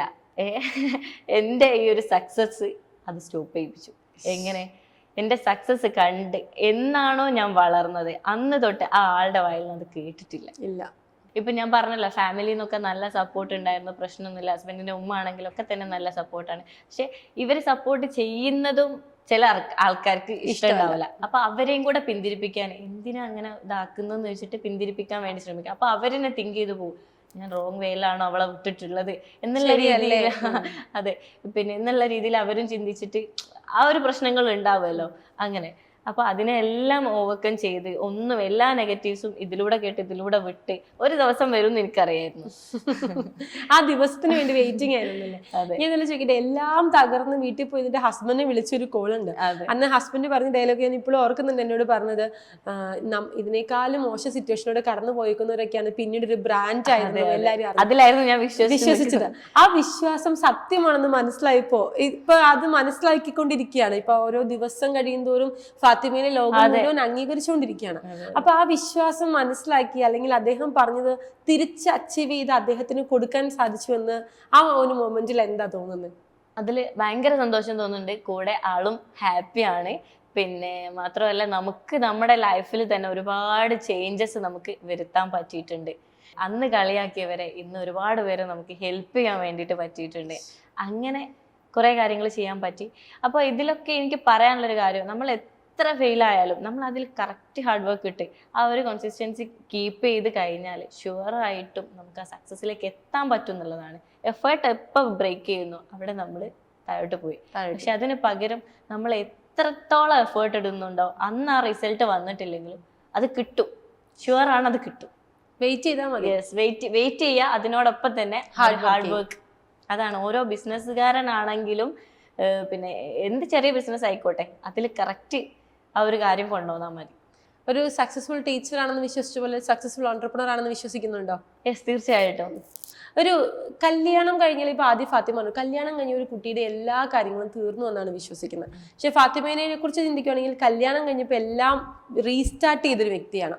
അതിന് പക്ഷേ ഹസ്ബൻഡിന്റെ സപ്പോർട്ട് ഉണ്ടായിരുന്നു, ഹസ്ബൻഡിന്റെ ഫാമിലിയുടെ സപ്പോർട്ട് ഉണ്ടായിരുന്നു, ഹസ്ബൻഡ് ബ്രദേഴ്സിന്റെ സപ്പോർട്ട് ഉണ്ടായിരുന്നു. ഒരു കാലത്തും അവര് ഫാത്തിമേനെ താഴേക്ക് പോകാൻ സമ്മതിക്കാതെ ചേർത്ത് പിടിച്ചിട്ടുണ്ടായിരുന്നു. ഫാത്തിമയെ പോലെ സ്വപ്നം കാണുന്ന ആളുകളുടെ ഭർത്താക്കന്മാരോട് അല്ലെങ്കിൽ കല്യാണം കഴിക്കാൻ പേടിച്ചു നിൽക്കുന്ന കുട്ടികളോട് എന്താണ് മാരേജിനെ കുറിച്ച് പറഞ്ഞു കൊടുക്കാനുള്ളത്? ഞാൻ പറഞ്ഞല്ലോ, പലരും ഈ ഒരു റീലൊക്കെ വന്നിട്ട് പറയും മാരേജ് കഴിഞ്ഞു, അവിടെ കഴിഞ്ഞു, എല്ലാം അവസാനിച്ചു. ശരിക്കും അതല്ല. നമ്മുടെ മാരേജ് കഴിഞ്ഞാൽ എല്ലാം അവസാനിക്കുന്നതിന്റെ റീസൺ എന്താണ്? ആ ഒരു ഹസ്ബൻഡ് വേണ്ട രീതിയിലുള്ള സപ്പോർട്ടോ ആ ഒരു ഫാമിലി അവർക്ക് വേണ്ട രീതിയിലുള്ള സപ്പോർട്ടോ കൊടുക്കാത്തത് കൊണ്ടാണ്. അപ്പോൾ ഓരോ ഫാമിലിയും ഓരോ ഹസ്ബൻഡും തൻ്റെ പാർട്ട്ണറുടെ ഇതെന്താണ് സ്കില്ല് എന്താണെന്ന് കറക്റ്റ് മനസ്സിലാക്കി കറക്റ്റ് സപ്പോർട്ട് കൊടുത്തു കഴിഞ്ഞാൽ ഒരുമിച്ച് അവർക്ക് പറക്കാൻ വേണ്ടിയിട്ട് പറ്റും. എന്താണ് ഈ ലാൻടെക്കിന്റെ ഒരു ഫ്യൂച്ചർ? ഒരുപാട് കുട്ടികളെ പഠിപ്പിക്കുന്നുണ്ട്, കൺട്രി ബാരിയേഴ്സ് ഇല്ലാതെ ഒരുപാട് രാജ്യത്തു നിന്ന് നമുക്ക് കുട്ടികൾ പഠിക്കാൻ വരുന്നുണ്ട്. എന്താണ് ഇനി ലാൻടെക്കിന്റെ ഒരു ഫ്യൂച്ചർ? ലാൻടെക്കിന്റെ ഫ്യൂച്ചർ എന്ന് പറയുന്നത് ഒരുപാട് കാര്യങ്ങൾ, ഒരുപാട് പ്രൊജക്ട്സ് ഇതിന്റെ മുന്നിൽ വരാനുണ്ട്. അതിന്റെ എല്ലാം ബാക്ക് എൻഡ് വർക്കിലാണ്. മാത്രമല്ല കുറച്ച് കാര്യങ്ങളൊക്കെ സർപ്രൈസ് ആണ്. പിന്നെ ഒരുപാട് പേർക്ക് നല്ല ഹാപ്പി ആയിട്ട് വർക്ക് ചെയ്യാൻ പറ്റുന്ന നല്ല ഗുഡ് ജോബ് ഓപ്പർച്യൂണിറ്റീസ് ഞാൻ ക്രിയേറ്റ് ചെയ്യുന്നുണ്ട്. മാത്രമല്ല നമ്മുടെ സൊസൈറ്റിയിൽ എൻ്റെ ഒരു പേർപ്പസ് എന്താന്ന്, മെയിൻ പേർപ്പസ് എന്താന്ന് വെച്ചാൽ നമ്മുടെ സൊസൈറ്റിയിൽ കുറച്ച് കഴിയുന്ന സമയത്ത് എൻ്റെ കുട്ടി ബാക്ക്വേർഡ് ആണ് എന്ന് പറഞ്ഞിട്ട് ഒരു പാരന്റും ടെൻഷൻ അടിച്ചിരിക്കരുത്. എൻ്റെ കുട്ടി എല്ലാ കുട്ടികളെ പോലെ ഒരു ലെവലുണ്ടല്ലോ, എൻ്റെ കുട്ടി മിടുക്കനാണ്, അത് ലാൻടെക്കിൽ പഠിച്ചതിലൂടെ എൻ്റെ കുട്ടി മിടുക്കനാണ്, സൊസൈറ്റിയിൽ ഒരു കുട്ടി പോലും ബാക്ക്വേർഡ് ആയിട്ട് ഉണ്ടാവരുത് എന്നുള്ളൊരു ലക്ഷ്യം എനിക്കുണ്ട്. ആ ഒരു ലക്ഷ്യത്തിലേക്ക് എനിക്ക് എത്തിക്കണം. മാത്രമല്ല ഇതിനോടൊപ്പം തന്നെ പല കൺട്രീസിലും ഇതിൻ്റെ ബ്രാഞ്ചസും അതുപോലെ അതർ കോഴ്സസ് ഒക്കെ സ്റ്റാർട്ട് ചെയ്യണം. എല്ലാത്തിൻ്റെ വർക്ക് ബാക്ക് എൻഡ് വർക്ക് നടന്നുകൊണ്ടിരിക്കുന്നുണ്ട്, സെറ്റാവും. അപ്പോൾ ഇതിലേക്കൊക്കെ നമുക്ക് നമ്മളെ ഹാർഡ് വർക്ക് മാത്രം പോരല്ലോ, കുറച്ച് ഫണ്ട് കാര്യങ്ങളെല്ലാം വേണം. അപ്പോൾ അതിലേക്ക് നമുക്ക് പറ്റിയിട്ടുള്ള നല്ല നല്ല കുറച്ചുകൂടെ ആൾക്കാരെ ഞാൻ ഇതിലേക്ക് ക്ഷണിക്കുന്നുണ്ട്. അപ്പോൾ അത് ആപ്റ്റ് ആയിട്ടുള്ള ആൾക്കാരെ നോക്കിയിട്ട് നമ്മൾ എടുത്തിട്ട് നമ്മുടെ അതേ വേവ് ലെങ്ത് ഉള്ള, ആദ്യം പറഞ്ഞ അഭിപ്രായ വ്യത്യാസങ്ങൾ ഉണ്ടാവാത്ത ആളുകളാണ്. അതെ അതെ അതെ. അപ്പൊ അങ്ങനത്തെ ആൾക്കാരിൽ നിന്നും ഇൻവെസ്റ്റ്മെന്റ് ഞാൻ സ്വീകരിക്കുന്നുണ്ട്, നോക്കുന്നുണ്ട്. അടിപൊളി. അപ്പൊ എന്താണെങ്കിലും നല്ലൊരു മൂവ്മെന്റ് ആണ്. ആ മൂവ്മെന്റിലേക്ക് ഇൻവെസ്റ്റ് ചെയ്യാന്ന് പറയുന്നത് തന്നെ ഇൻവെസ്റ്റ് ചെയ്യുന്ന വ്യക്തിക്ക് മണിയേക്കാൾ ഉപരി ഒരുപാട് പോസിറ്റീവായിട്ടുള്ള കാര്യങ്ങൾ നടക്കുന്ന ഒരു കാര്യമാണ്. ഇപ്പൊ ഒരു കുട്ടി പലപ്പോഴും ഈ പേരൻസ് നമ്മളൊരു കോമ്പറ്റീഷൻ ഇടയിലാണ് കുട്ടികൾ തോറ്റുപോകുന്നത്. അവർക്ക് മറ്റൊരു കുട്ടിയെക്കാളും എൻ്റെ കുട്ടിക്ക് മാർക്ക് കുറഞ്ഞു പോയി അല്ലെങ്കിൽ കൂടിപ്പോയി, ഇവരുടെ ഭയങ്കരമായ ഒരു പ്രഷർ ഈ സമൂഹത്തിൽ ഇന്നത്തെ പേരൻസിന്റെ ഈ കോമ്പറ്റീഷൻ നടക്കുന്നത് കൊണ്ടുണ്ട്. അങ്ങനത്തെ ഒരു വിഭാഗം പേരൻസിനോട് എന്താ പറയാനുള്ളത്? അവരുടെ കുട്ടികളെ എങ്ങനെയാണ് ടീച്ചിങ്ങിലേക്ക് കൊണ്ടുവരുന്നത്? എങ്ങനെയെന്ന് വെച്ചാൽ ഓരോ കുട്ടിക്കും ഓരോ രീതിയുണ്ട്, ഓരോ കുട്ടിക്കും ഓരോ ടേസ്റ്റ് ഉണ്ട്. ആ ടേസ്റ്റ് എന്താ, എല്ലാവരും ഇപ്പോൾ പഠിച്ചിട്ട് തന്നെ സക്സസ്സിലേക്ക് എത്തിക്കോളന്നില്ല. അതിന് നമുക്ക് ഒരുപാട് എക്സാമ്പിൾസ് നമുക്ക് എടുത്തു നോക്കിയാൽ കാണാൻ പറ്റും. ഈ പഠിച്ചിട്ട് മാത്രമാണ് നമ്മൾ സക്സസ് ആയതെന്നുള്ളത്. അപ്പോൾ തൻ്റെ കുട്ടിയുടെ കഴിവ് എന്താണെന്ന് ഓരോ പാരൻറ്റും തിരിച്ചറിഞ്ഞ് അതിനവനെ പ്രോത്സാഹിപ്പിച്ച് കഴിഞ്ഞാൽ ആ കുട്ടീനെ നമുക്കൊരു ലക്ഷ്യത്തിലേക്ക് എത്തിക്കാൻ പറ്റും. പ്ലസ് ആ കുട്ടിക്ക് എന്തെങ്കിലും ഇപ്പോൾ എന്തായാലും കുട്ടി പഠിക്കണം, ഒരു ലിമിറ്റ് വരെ നമ്മൾ ആ കുട്ടീനെ പഠിപ്പിക്കണം.